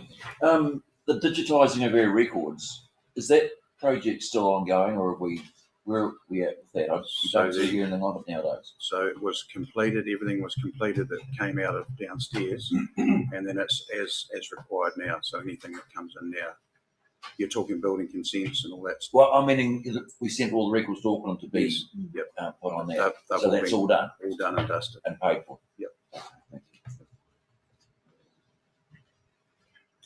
Any other comments or questions? Good to see the Hokanui Hall finally resolved in the Rakiora Museum. I'm sure they're happy with that check that's gone down there. Councillor Ford. Okay, you have the financial report in front of you, 8.3. Is there a councillor to move that? Councillor Kramer, seconded Councillor Menzies. All those in favour? Aye. Against? Carried. Thank you. Next item on the agenda is the management report by our Chief Executive. Your Worship, if I could speak to that. This is one of, it's a bit like the annual report actually. It's talking about something that not only has already happened before I got here, but actually a fair number of the items that are discussed have already come through in the committees and in fact this council meeting. So I think if you do have anything specific, there are a number of the ELT here who could answer the questions, but not all. I've seen Matt's not here. I know Rex is away on manoeuvres, so that's probably where I'd leave it. Thank you for that. Certainly appreciate the management report. I know it's an attachment to the community board agendas as well, and it's a one-stop shop summary of everything that's going on in the district, or just about everything. Are there any questions of Mr. McIntosh? Councillor Menzies, Councillor Ford. Thank you, Bishop. Just in paragraph 2, it talks about the emergency management team are hopeful to have more council team members going through the online 2-hour foundation training. I just wondered if that was a possibility for councillors to attend that training as well, if they should be interested. Not so much in a role of helping out, although I'm sure we're always willing to be there, but it would be useful just to have that understanding. Through you, certainly a good idea. Maybe if it's not specifically on that training, to go and spend some time with Emergency Management Southland and just understand what the various roles are for both staff or elected members during an event. And that's the one thing we do have certainty about in Southland, that there are going to be events. And so, yeah, excellent suggestion. Your Worship, I'm happy to raise that with emergency management and put that through as a request that elected members have an opportunity for some additional training, and they might have something specific that they'd like to carry out for council. Or even just to have that knowledge, as you well pointed out, that's great. Yeah. And I had was at a function last night where I spoke at a police dinner, and it was good to hear the comments of how council and councillors have assisted in their communities, with their communities over the last, especially the flood event, but the COVID event as well. So top marks to everyone that's been involved in the rural part of it. Certainly the rural police are more than happy with the support they had. Who was next? Sorry. Councillor Douglas. Menzies. Sorry, Councillor Menzies, Councillor Ford, Councillor Douglas, and Councillor Owen. Paragraph 1 of Europe. We lost the project manager. Which project manager we lost? So it was Bridget Carter who was doing the work for assisting with the project team. We've actually subsequently also had, we had an interim person filling in. They are also going, so they were from DOC that were assisting. They are also going to switch out, and we're now just looking to cover that with somebody internal that won't be from Southland District Council, because we'll be anybody else. But for resource possibly DOC will come to the party again to assist with that. It's an interim, because there's an interim sort of transition to more governance and delivery team, which will happen, we're expecting in the next 6 months. So just need to bridge that gap. So with the new funding that was announced last meeting, Yes. is this a new role that will have? This is just before we hopefully set that up, but yes, that funding could be utilised to assist cover that in the meantime, till the full governance structure of delivery team is set up. Just to be clear though, we didn't lose Bridget because of funding, did we? No, we didn't. No. In fact, she's very keen to continue on the project, and should there be an opportunity in the future, she's staying involved from a community perspective as well. Very passionate about it. So she could be rehired. At this point in time, she's not interested in taking the role, so it's her choice not to be in the role. So it wasn't from a lack of funding or any other issues. Councillor Douglas. I see where the emergency management reserve has been sort of depleted somewhat, and there seems to be a desire there to re-establish that reserve. Have our finance team got any idea of what quantum we're talking, and has that been allowed for in our budgets? So I could perhaps assist with that. So in the LTP, there has been a request to add an additional 50,000 per annum to assist with rebuilding that overnight. So that, but that is proportions from the different councils. So that was discussed at the last. 50 across 50,000 in total. Across the 4 councils. Yes. Okay, thank you for that. Councillor Owen. Just in point 71, there's a reference to 4th Street upgrade. I'm not sure. I don't know what that upgrade is in reference to. So. Sorry, 71, did you say? Yeah. Through you, Worship. So this is this building. So we have a number of staff that were remaining on the site, dominating the town. So the budget that was approved obviously is part of the overall works for all the sites. So it's the way that work complete here. Which is? It's mainly external, isn't it? Internal works is painting, shipping us more for the new teams members, and blinds and the like. So and some security upgrades as well. Does that include the decommissioning of this side? Because we need to secure some of this. Yes, that's correct. Yeah.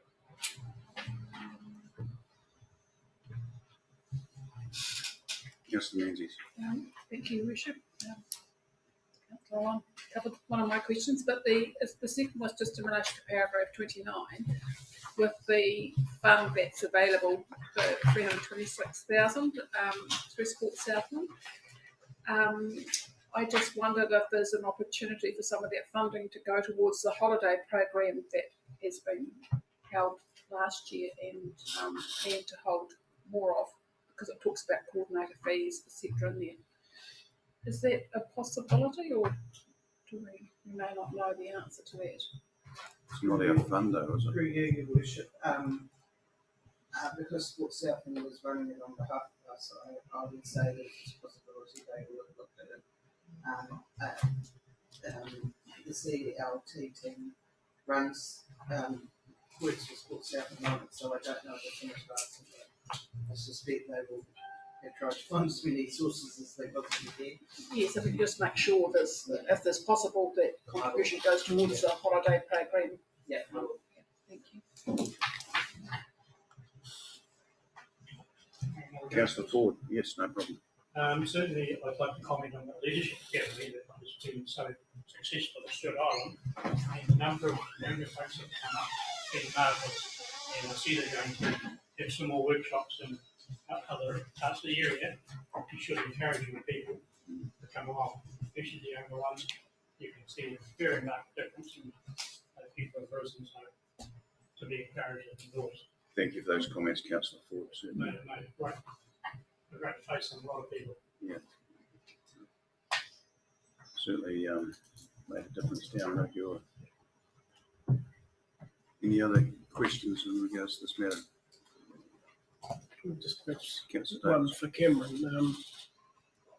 Cameron, do you see any challenges around the relocating staff to two different locations in John Street and having staff here? What sort of measures are you putting in place to make that as seamless as possible? Through you, look, so far the move has been extremely well coordinated, and I'm highly impressed with the willingness of the staff to move and establish. We will settle into a new way of working, which is obviously going to be slightly different than the centre of activity being here. And we will just have to keep an eye on how that's going and just ensuring that everybody feels connected to the organisation. Obviously, if we had a choice, we wouldn't have relocated, but that choice is gone.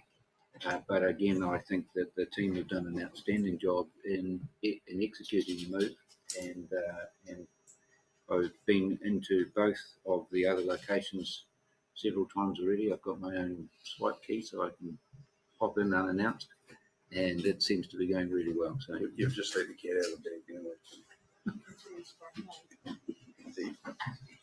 And so, Cameron, are you staying here? Yes. Yes.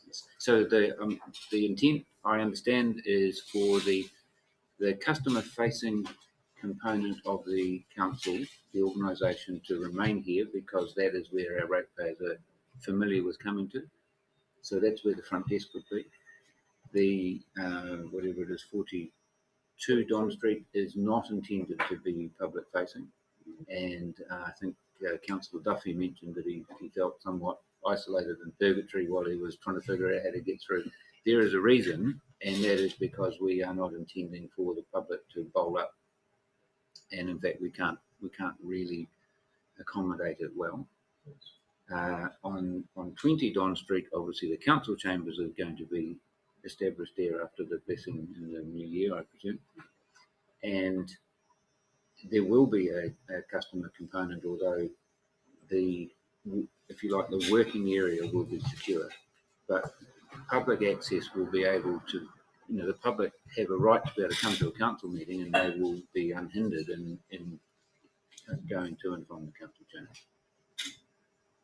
And just touching on that, it would be, it was raised this morning, that it would be good for councillors to go and have a look at 20 and 42, just so you know what is happening in those areas, and especially look at the council chambers and get yourself familiar before our first meeting there at the end of January. It's just trying to get a gap to go and do that is the issue, without disturbing everybody. Sorry, through you, Richard. The plan is that we will incorporate after a council meeting or a council workshop, a tour over there, especially 20 Don Street, in regards to once the chamber's set up, and an opportunity for councillors to see the space ready before a formal meeting. Do you think that would be this year, though, or would it be early next year? I think our first meeting's at 20 something. At this stage, we're on track to have the new chambers completed end of this month. Okay. So all the AV system all installed. So one of the key elements of that is actually testing to make sure that people feel comfortable operating a new space under a new way. So the ability to trial it with councillors before the actual formal meeting will be pretty key. So we could look at doing something like that first, second or third week of December. My final observation just on that is that a lot of thought obviously went into the groupings about who was going to go into which of the locations, and it seems already that those groups are working well together, and it's been well thought through and really well executed, so it's a good result. Councillor Measley, did you? Yes, thank you, Your Worship. Councillor, Just in regard to paragraph 94, it's good to see that October was a productive month for the services, but just a clarification for me. Said that able to resolve a significant number of older tickets and reduced overdue tickets to less than 30, which is excellent. And then it says we're targeting to reduce our backlog of tickets below 300. So is that 330 overdue or?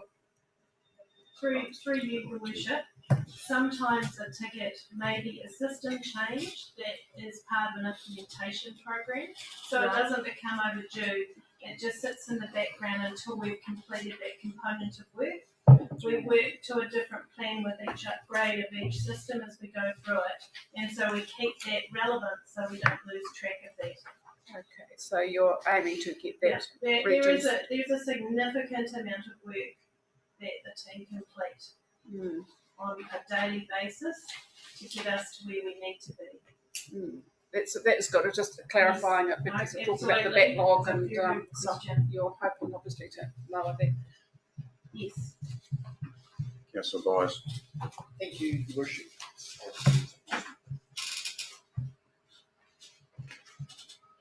Page 394, Land and Water Plan Implementation, 53 and 56. I just wonder, I see, does that mean this council's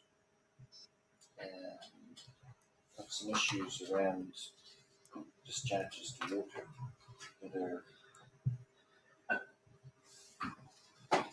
that are in court at the moment? Is there someone able just to provide some clarity around that? So you, unfortunately, with Matt not being here today, I can't answer that. I'll have to come back to you. So it does relate to our water discharges, and Councillor Kramer might be able to help me here, but I know that about a year ago there were a number of resource consent applications forwarded to Environment Southland for, I don't want to name them in case I get them wrong, but I'm pretty sure Winton, Manapori and those ones were in there, just that they were due to run out. So maybe that's what they relate to. And I think there was I think they were looking at trying to consolidate them all as a one-stop shop. I might be wrong. Councillor Duffy. Well, I think this refers to that section 274 appeals to the land and water plan that we joined in. We joined in those appellants were. Right. Yep. So Councillor Byers might be familiar with that process. Yep. Yes, you did right. That's what it is. So we need a briefing on where that is. Don, so yeah. Yeah, so isn't it basically it's the regional plan and we have lodged an objection to the plan and then there's a process to follow. Yeah, lodged an appeal to the decision that has been made. Yeah. So, I do know, Your Worship, that the three territorial authorities were working together on it because each found that their various schemes they had were affected in different ways. So there was a coordinated response. we might just get a wee briefing paper on that one. So, no. Councillor. Thank you. Just a question. I think it was in a previous management report. I saw that there were 9 vehicles looking at being purchased, and I'm just thinking about the logistics of having 2 council officers, another 2 council officers. I was just wondering if consideration was being given to electric vehicle usage in the fleet.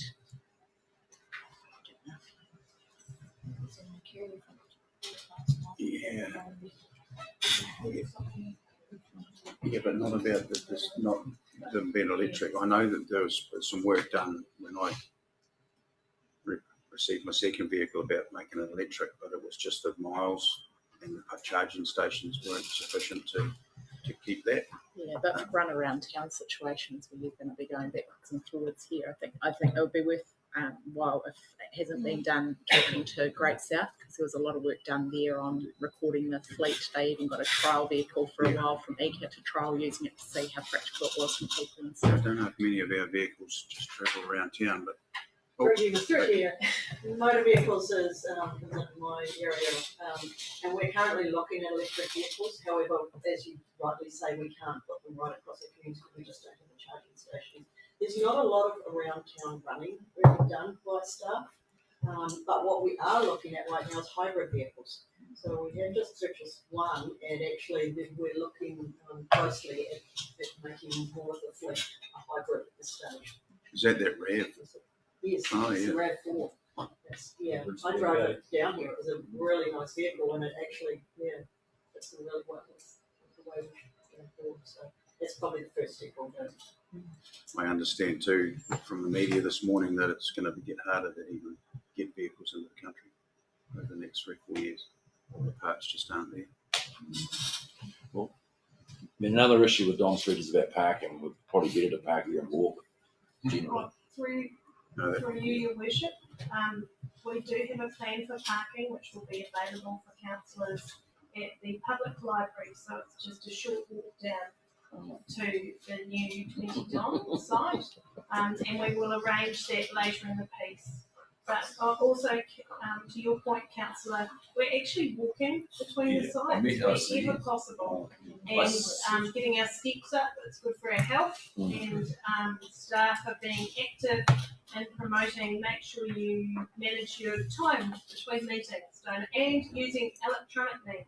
So we're also using Zoom or Microsoft Teams as well to have meetings. So you don't always have to be in person. You may have to leave 10 minutes earlier from home to make sure you've got that walking time. I suggest we buy some umbrellas. We through you, Your Worship, we have umbrellas available at each site, and we also have the most use out of a bike rack we've ever had. So it's been really, really positive from that perspective. In line with our carbon. We're all in this together. The staff have bending over backwards to make it work, so we will be doing the same. Well, except don't park where Fiona does. Okay, are there any more questions around the management report? I'm happy to move the management report. Is there a seconder? Councillor Menzies, all those in favour? Against? Carried. Thank you, Mr McIntyre. Next item on the agenda is page 401, the predator-free Southland request for Southland District Council involvement with the MOU, item 9.1. The mystery person is Marcus. Kia ora, Your Worship, councillors and staff. Yeah, I've got the luck of presenting this on Scott Dixon's behalf. So effectively the report's about seeking council endorsement to sign the Memorandum of Understanding for the Predator-Free Southland project. So effectively this project sits in as part of the National Predator-Free 2050 program, and the partner agencies, Invercargill City Council, Environment Southland Gore, District Council, Department of Conservation, Te Rango and Otahu have all signed up the Memorandum of Understanding, and this report seeks support from council to head down that path. So effectively there has been a funding commitment from the other partner agencies, and looking at the Memorandum of Understanding clause number 4 in the agreement of the attachment, which is attachment number 2, I believe. Attachment B outlines that each party will enter their own funding agreement with Environment Southland to co-fund the coordinator role. So signing up to the Memorandum of Understanding will create a funding commitment for council, and nothing has been budgeted in the annual plan or long-term plan for this piece of work. It's also worth noting from a council position to this point in time, effectively there hasn't been enough capacity to attend the workshops at a governance level as requested in the MOU. Predominantly council's time has been spent in the Predator-Free Rakiura project to oversee that piece of work. So a lot of the energy has gone into that project in the initial stages. and therefore we have not had the capacity to be attending at a predator-free Southland level. So if we do sign up to the MOU, it is going to lift up the responsibility on council staff time and financial contribution as well to see this project through. So what I'm seeking to understand a bit more from councillors as to what role you would see us playing at a MOU if we signed up to this MOU, noting that the biosecurity expertise sits with Environment Southland and Department of Conservation in this space. So what role would you see Southland District Council playing in this space moving forward, and therefore which sort of team would it best sit within the organisation? Is it part of the Environmental Services team, or is it some of the community team or the Parks Preserves team? And so yeah, that's part of that, but also looking to see we've got a lot of statutory, the National Policy Statement for Indigenous Biodiversity is coming, which is going to require a lot of cost and resource in the future, and just what our priorities are in the future in the biodiversity and biosecurity space moving forward. So just wanting to test a couple of those things with the councillors today, just to see where their thoughts are at in this space, and whether it's worthwhile signing this MOU and being part of this group moving forward. Thank you. So we heard from Dr. Gunn a couple of times as to her thoughts on this entire project, and I think it's a great project. And we've heard from our staff in the past about why we didn't sign it at the time. We're now 12, 14 months post the signing by the other parties. I think we have to give it due consideration to certainly be involved, especially with the predator-free funding that's going to be coming our way, hopefully. And when I say our way, I mean Southland as a whole from government. They've certainly put a considerable amount of funding into Rakiura. But yeah, let's hear from our hand up over here, Councillor Menzies. Thank you, Worship. As sort of discussed earlier, I would like to hear a little bit more about the relationship between the predator-free Rakiura project and linking in with this project as well. I'm not aware if the other councils who have already joined to this memorandum have other aspects such as that they're looking at, similar to us looking at predator-free Rakiura. Have they taken other projects within the council area around this, or not? Yeah. Through you, Your Worship. So Environment Southland are heavily involved with predator-free Rakiura. Invercargill and Gore are not so involved, so they don't have leadership in the process. So yeah, that probably gives you a couple of indication. It's really Environment Southland and ourselves for predator-free Rakiura. So recognising we already have a commitment towards predator-free Rakiura, and that may influence what is in, I guess, the funding aspect, but it makes total sense to be linked in across both projects through a memorandum of understanding, but also further discussion, I guess, on any financial commitment and what that might be, given our other commitment already. Absolutely. And we haven't put anything aside for any financial stuff. Councillor Byers, Councillor Ravencourt, Councillor Keast, Councillor Crum. Thank you, Your Worship. Predator-free New Zealand. Just wonder how realistic that is. How what, sorry? Predator-free New Zealand, predator-free South. 2050. I mean, is it? It's good to aim for the stars, but I wonder if that's just. So through you, Worship, there are a number of segments that they are targeting as an initial component. I know postings are one of them, RAPs.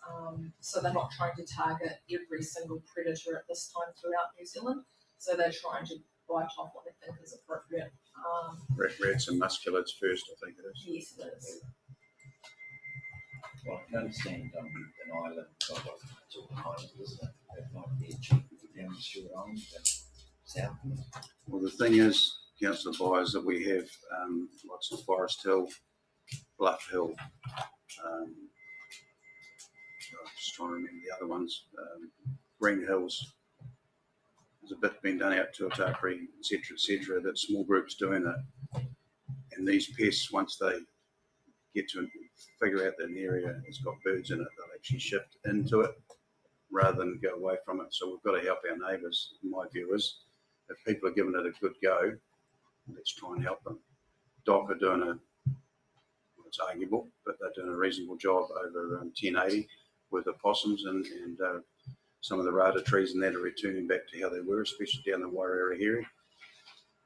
But without the likes of Johan and that going down there and actually keeping the borders clear, the pest's just going to go back in there again. So I hear what you're saying. Is it achievable? If we all get behind it, it possibly is. But we don't know until we give it a go. How much is it costing the country now with the loss of the bird life? We've just had the kakapo named as the bird of the year, I think, wasn't it? If it hadn't been protected, it wouldn't be here. It would actually be, wouldn't even be thinking about it. So my view is we've got to do our best to support the eradication of these things that our ancestors brought here. You know, even brought zebras at one stage, I heard the other day. What the hell did we bring? Monkeys, yeah, I saw that too. So, you know, we've done this to ourselves, and we've got to do the best for. I want my granddaughter to go up and have a look at birds, and I've been and had a look at the Takahe program. You know, they'd be gone if it wasn't for those programs that have been supported. So, Well, there's a difference between, local camping and camping in an area that's protected to the whole of South. yeah, but if your neighbours aren't doing this as well, the Mongol things are going to come in. So we've all got to be in this together. Where's the cost? I don't know. Sometimes it's not a cost, it's just a matter of buying a few traps and putting them around the house. I've got one of them things that bang possums on the head sitting there, and so far it's got 3. If I didn't have it there, there'd be 3 possums eating the natives that I've just known. That's different though. I'm not saying. Yeah, well, we could debate, we could go around that way anyway. Yeah. So the cost stuff is an issue. So we'll just go through the list. So Councillor Byers, has your question been answered? Yeah. Probably not. Councillor Radenclaw, Councillor Keys, Kramer and Owen. I'd just like to talk about the recommendation B that determines that this national decision will be recognised as not significant in terms of the section 76 of the local government rules. I believe it's significant, and I believe the voice needs to be heard. I'm unsure whether we can achieve that by 2015, John, but my concern is around how we're going to eradicate. And at the moment, environment stuff can go onto rural properties, and they use a product called Brodifacan, which has an active ingredient of rat poison. It's used in bait stations, and I live at the base of the Hokanui Hills, and I'm talking around the venison industry, the sheep and beef industry going forward. If there's a wide use of this product were to happen, any aerial control of DFSL meat will have to stop because the animals can't be taken from the area for 3 years. So a commercial operator in venison at the moment there's no market because of COVID. And if you, as a commercial operator, go on to shoot wild venison on a farm, you get from the farmer, they sign a declaration to say that this product hasn't been used on their property, and you can't kill anything on a property from a 2 kilometre radius around it. So my concern more so is if this product is used and we don't have a voice around what is used, if in the future we do avoid the use of if it can, for our own sheep and beef industry, and if there's anything detected in the future for export, what will it do to the export industry?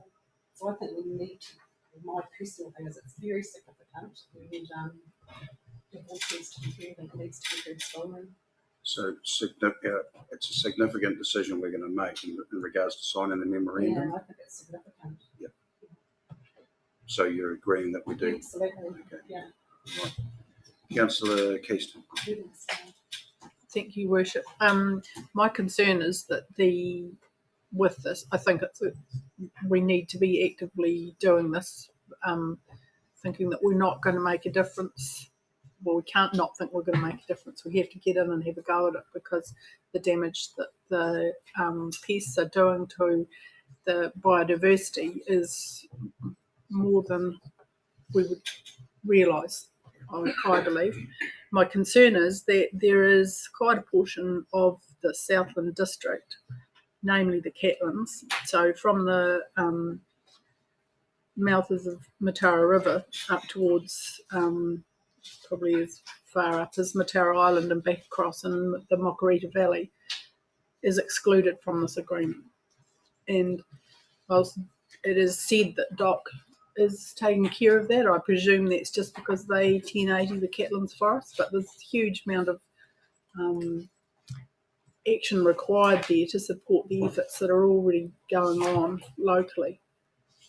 So where does Catlins fit in this? It's all very fine signing up the rest of the Southland, but like you're saying, unless we've got it really working well, we're chasing their tail, because the breeding ground is there for those pests to come back across the border.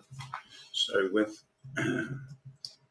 Dr. Gunn's comments around the Fiordland and the Catlins being excluded, my understanding from that was that there was work that was happening with DOC.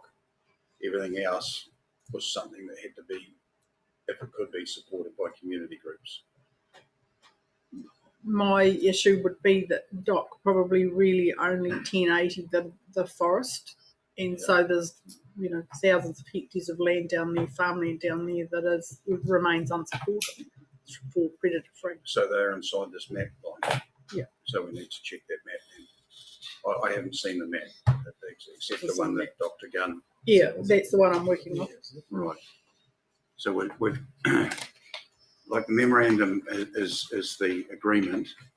The nuts and bolts of that afterwards is what we would need to make sure we're on the table for Southland, because we need this as Southland. And if DOC are going to say DOC will look after their land, then they need to identify the bits that they're going to. Because I know the South Catlin Coast is doing a fantastic job of protecting the penguins and other wildlife down there. So we do need to confirm those boundaries. Yeah. It needs to be, somebody needs to be promoting it in that area particularly. Well, because it does say in the, not in the memorandum, but in the scope somewhere, that it includes the South Catlins Coast. But it's not mapped, is it? Is that? No. It's unclear from what we're hearing. Councillor Kramer, Councillor Owen. Thank you, Worship. I think that I want to look at this pretty slightly differently. I think we've got a responsibility to protect our environment, and this is a part of it. And we also are encouraging visitors to come here and enjoy our environment. And we've got a brand that clearly identifies what New Zealand's all about. So I think this is far wider than what's being discussed at the moment. And I think we need to look at the bigger picture, whereby we want to encourage people to come and visit this country, and the reason why they want to come here and what they want to experience and what they want to see. I think this is all part of it. So it's really about protecting our brand, protecting our environment, and we need to be part of that with our partners and in our entire district. So it does have a flow-on effect on what we're actually doing sitting here at the moment. And I think we need to be in a tent so we can actually push the areas that we want to push, exactly what Councillor Keast is talking about, with the areas of concern. And if we're part of that team and that partnership arrangement, then we actually have a voice in there, so that we can actually push those particular areas. So I think we need to look at the bigger picture. Thank you, Councillor. Yeah, I think the question today is not how or how much is it going to cost. It's coming back to the fact of this is a regional pilot for a nationwide goal, and do I think we should be leading the way and working together with our neighbours on doing that? Yes, I do think we should be signing up to the MOU. Coming back to Marcus, your question over where this best sits, because it does cross over the parks and biodiversity stuff. I wonder if, given that we haven't tagged any funding like the other councils have towards this, whether it's something that would sit with the community partnerships team, because they can have that crossover between, and also they're very adept at funding applications. So if there's an opportunity for us to apply for funding to help support that role, that's a service that SPC could contribute in that way. Because that is something we haven't discussed, is the funding and resourcing. Mr. McIntosh and I had a short catch up on that this morning. It's something that we haven't looked at. Councillor Duffy, Councillor Menzies. Thank you, Your Worship. Just really following on from the previous two speakers, I just had a look on Google, which is amazing in itself, and I see there's 2,800 species in New Zealand endangered. That was back in 2012, and I'm sure it hasn't got any better since. And it's a human-caused problem, and nature will heal, but we need to try and repair the damage we've done. And I know, and I think, I have a feeling that being part of this is about coordination, and some of the concerns that we've got will be better addressed by us being part of that conversation than not. And of course, when it comes to talking money, I mean, while it's very, very important, but what we're talking about here is absolutely priceless. And it's our generation that'll make the difference one way or the other for the ones to come. And I think we do have a responsibility to be as proactive as we can. And if we don't try, we won't succeed. Absolutely. And I know the discussion we had over the Hollyford Conservation Trust when they came to us to give their rates back so that they could go and protect the Hollyford. We had no hesitation in doing that. And I think that runs out next year.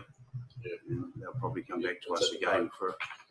So for those that aren't aware of that, the Hollyford Conservation Trust will pay rates in there for not wheelie bins, but for the library and roads, etc., and we give a proportion of that back to them for which goes into the conservation of that area, and it's worked extremely well. Totally supported by Ngāi Tahu and the Department of Conservation. It's fantastic. You might not want it to catch on right across the district, however. No.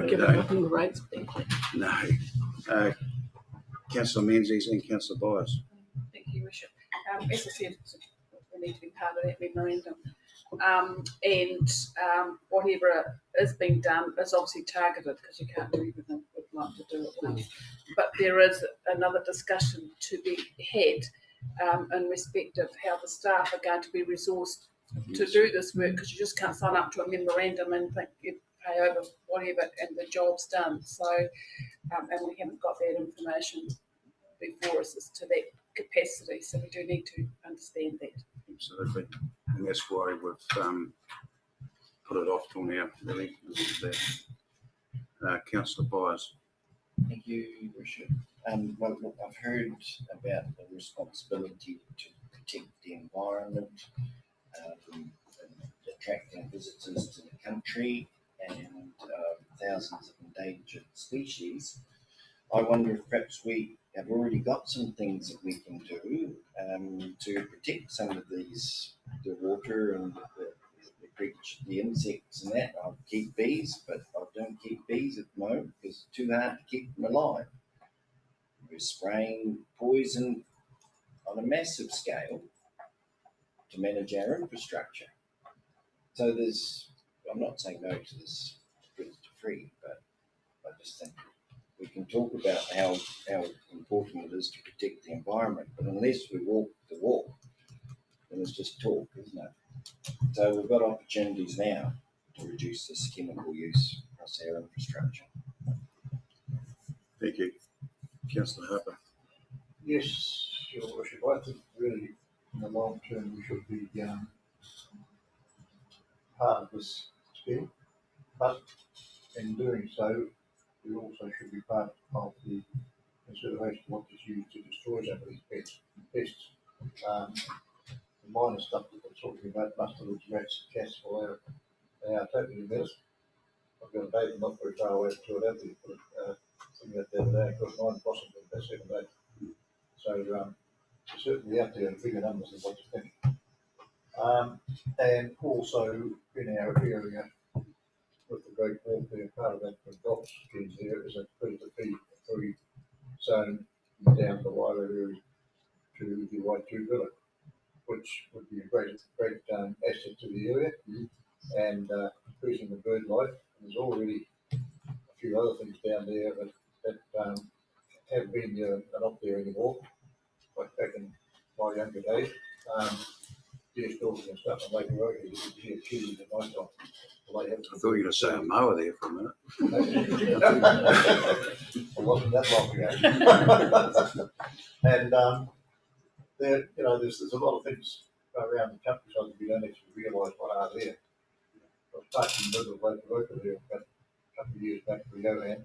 It's a beautiful clear day, and you pointed to an island over there, and there's a bird very similar to a teal, and they're the only place left in New Zealand, I believe, that is still there. In the world. And in the world, yeah. And the only reason why they're still there is because they're on an island and the birds can't get to them. So they keep coming back there and nesting. Yeah. So there's certainly are worth protecting, but I'm halfway agreeable, but to get rid of everything out of Southland by 2050, well, We've got to start somewhere, and I know we're getting into the nuts and bolts of the whys and wherefores, but Councillor Keast. Thank you, Your Worship. I'm just wondering if on recommendation C, we need some more information there about the input from staff on where they would see this best fitting as to who takes responsibility for it. It's not so much about not signing the memo or being involved in the memorandum of understanding, but there's a few issues that we need to actually understand what we're committing ourselves to here before I think around the table there's general agreement that we need to be actively involved in this. But what is it that we're actually going to be participating in, and how effective can we be in making a difference? And I do recall the discussion back in 2019 with Maitahu and Doc as well, and each went off and had their own thoughts around that, but it didn't interfere with actually signing the MOU. The MOU is the let's get together and let's sort something out, and from there is when the Chief Executive and Council will decide on, are we going to resource it, if so how, and are we going to pay for it, if so how.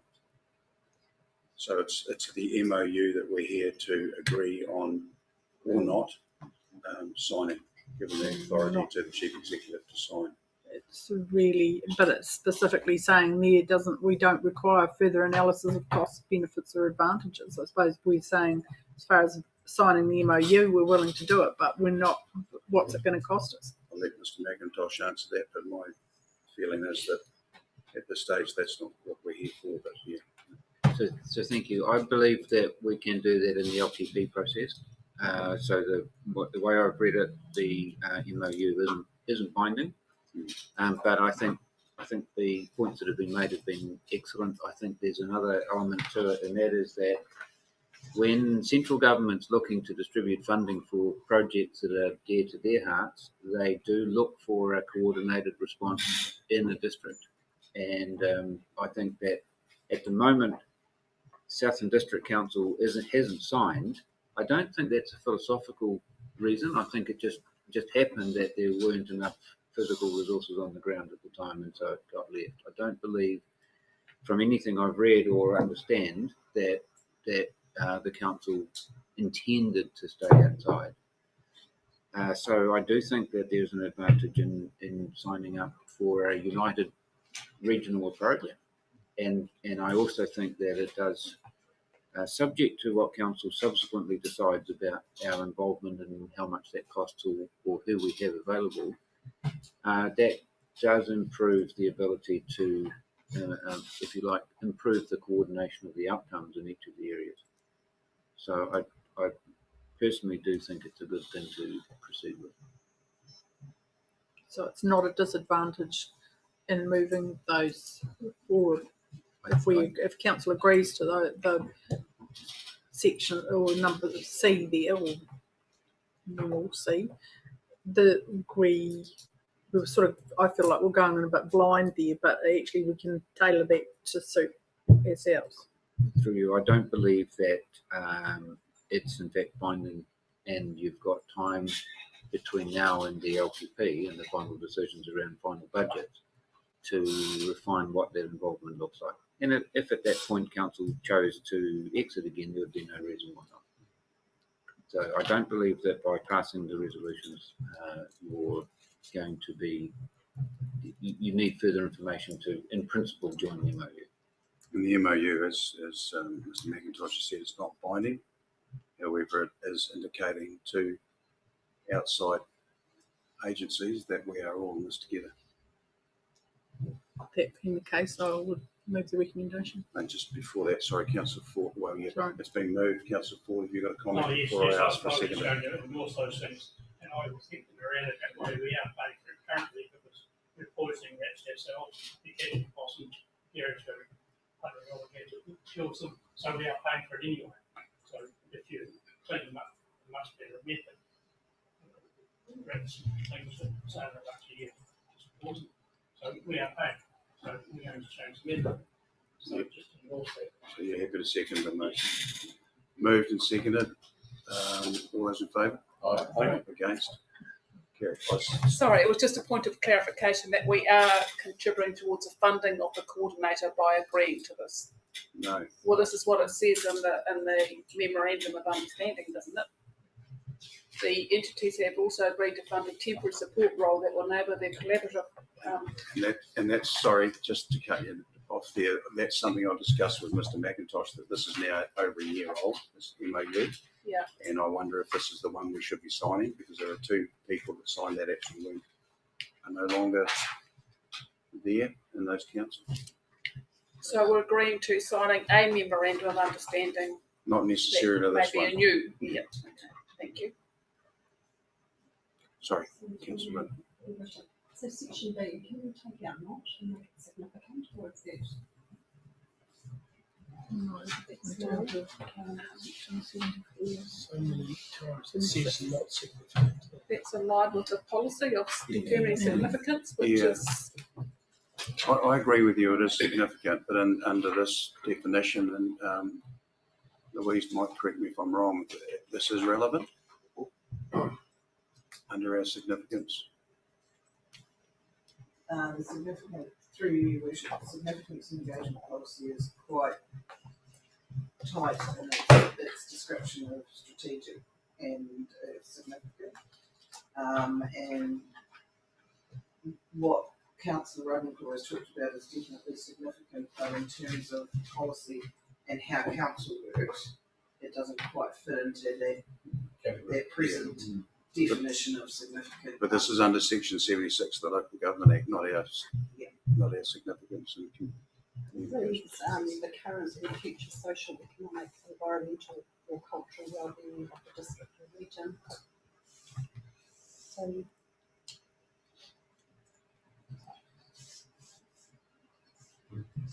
Big part of it will be about whether it required consultation on the presume.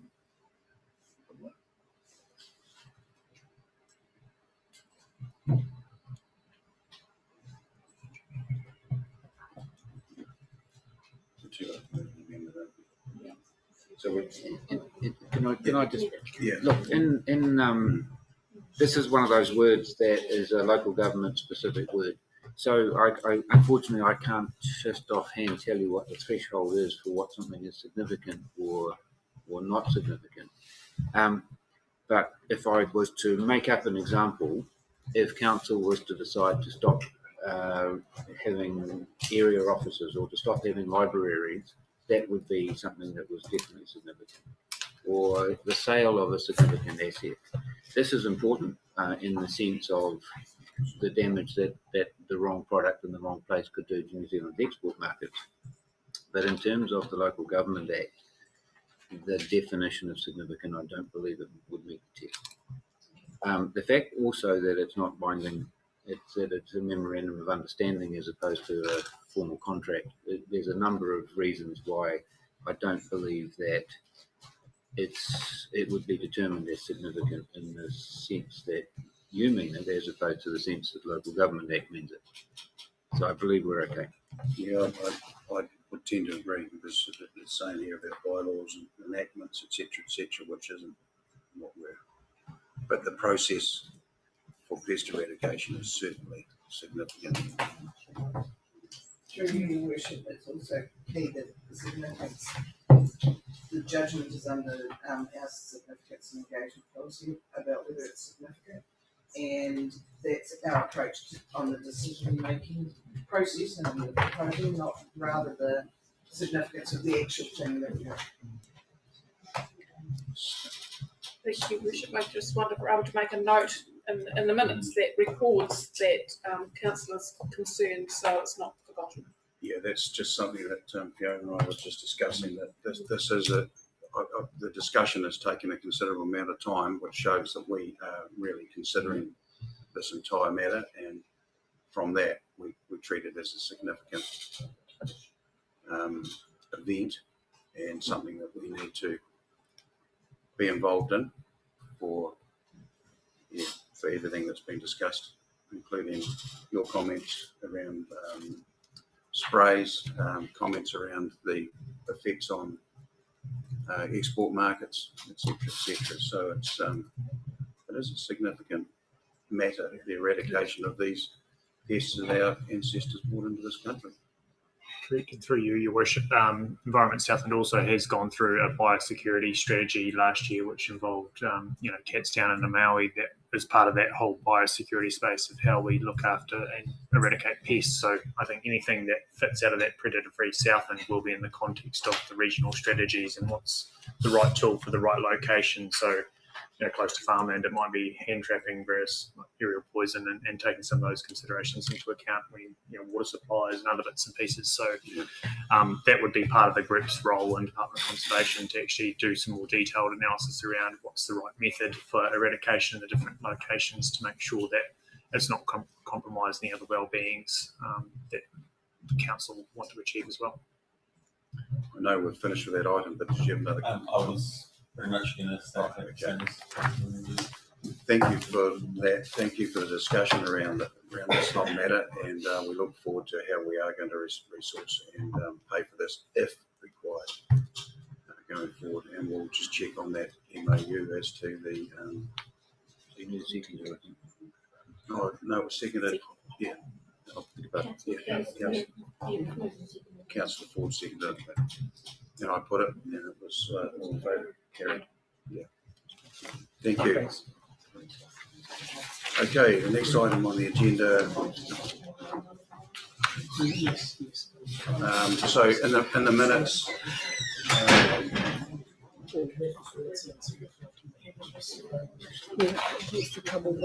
So just in the minutes, Fiona's going to put the meeting.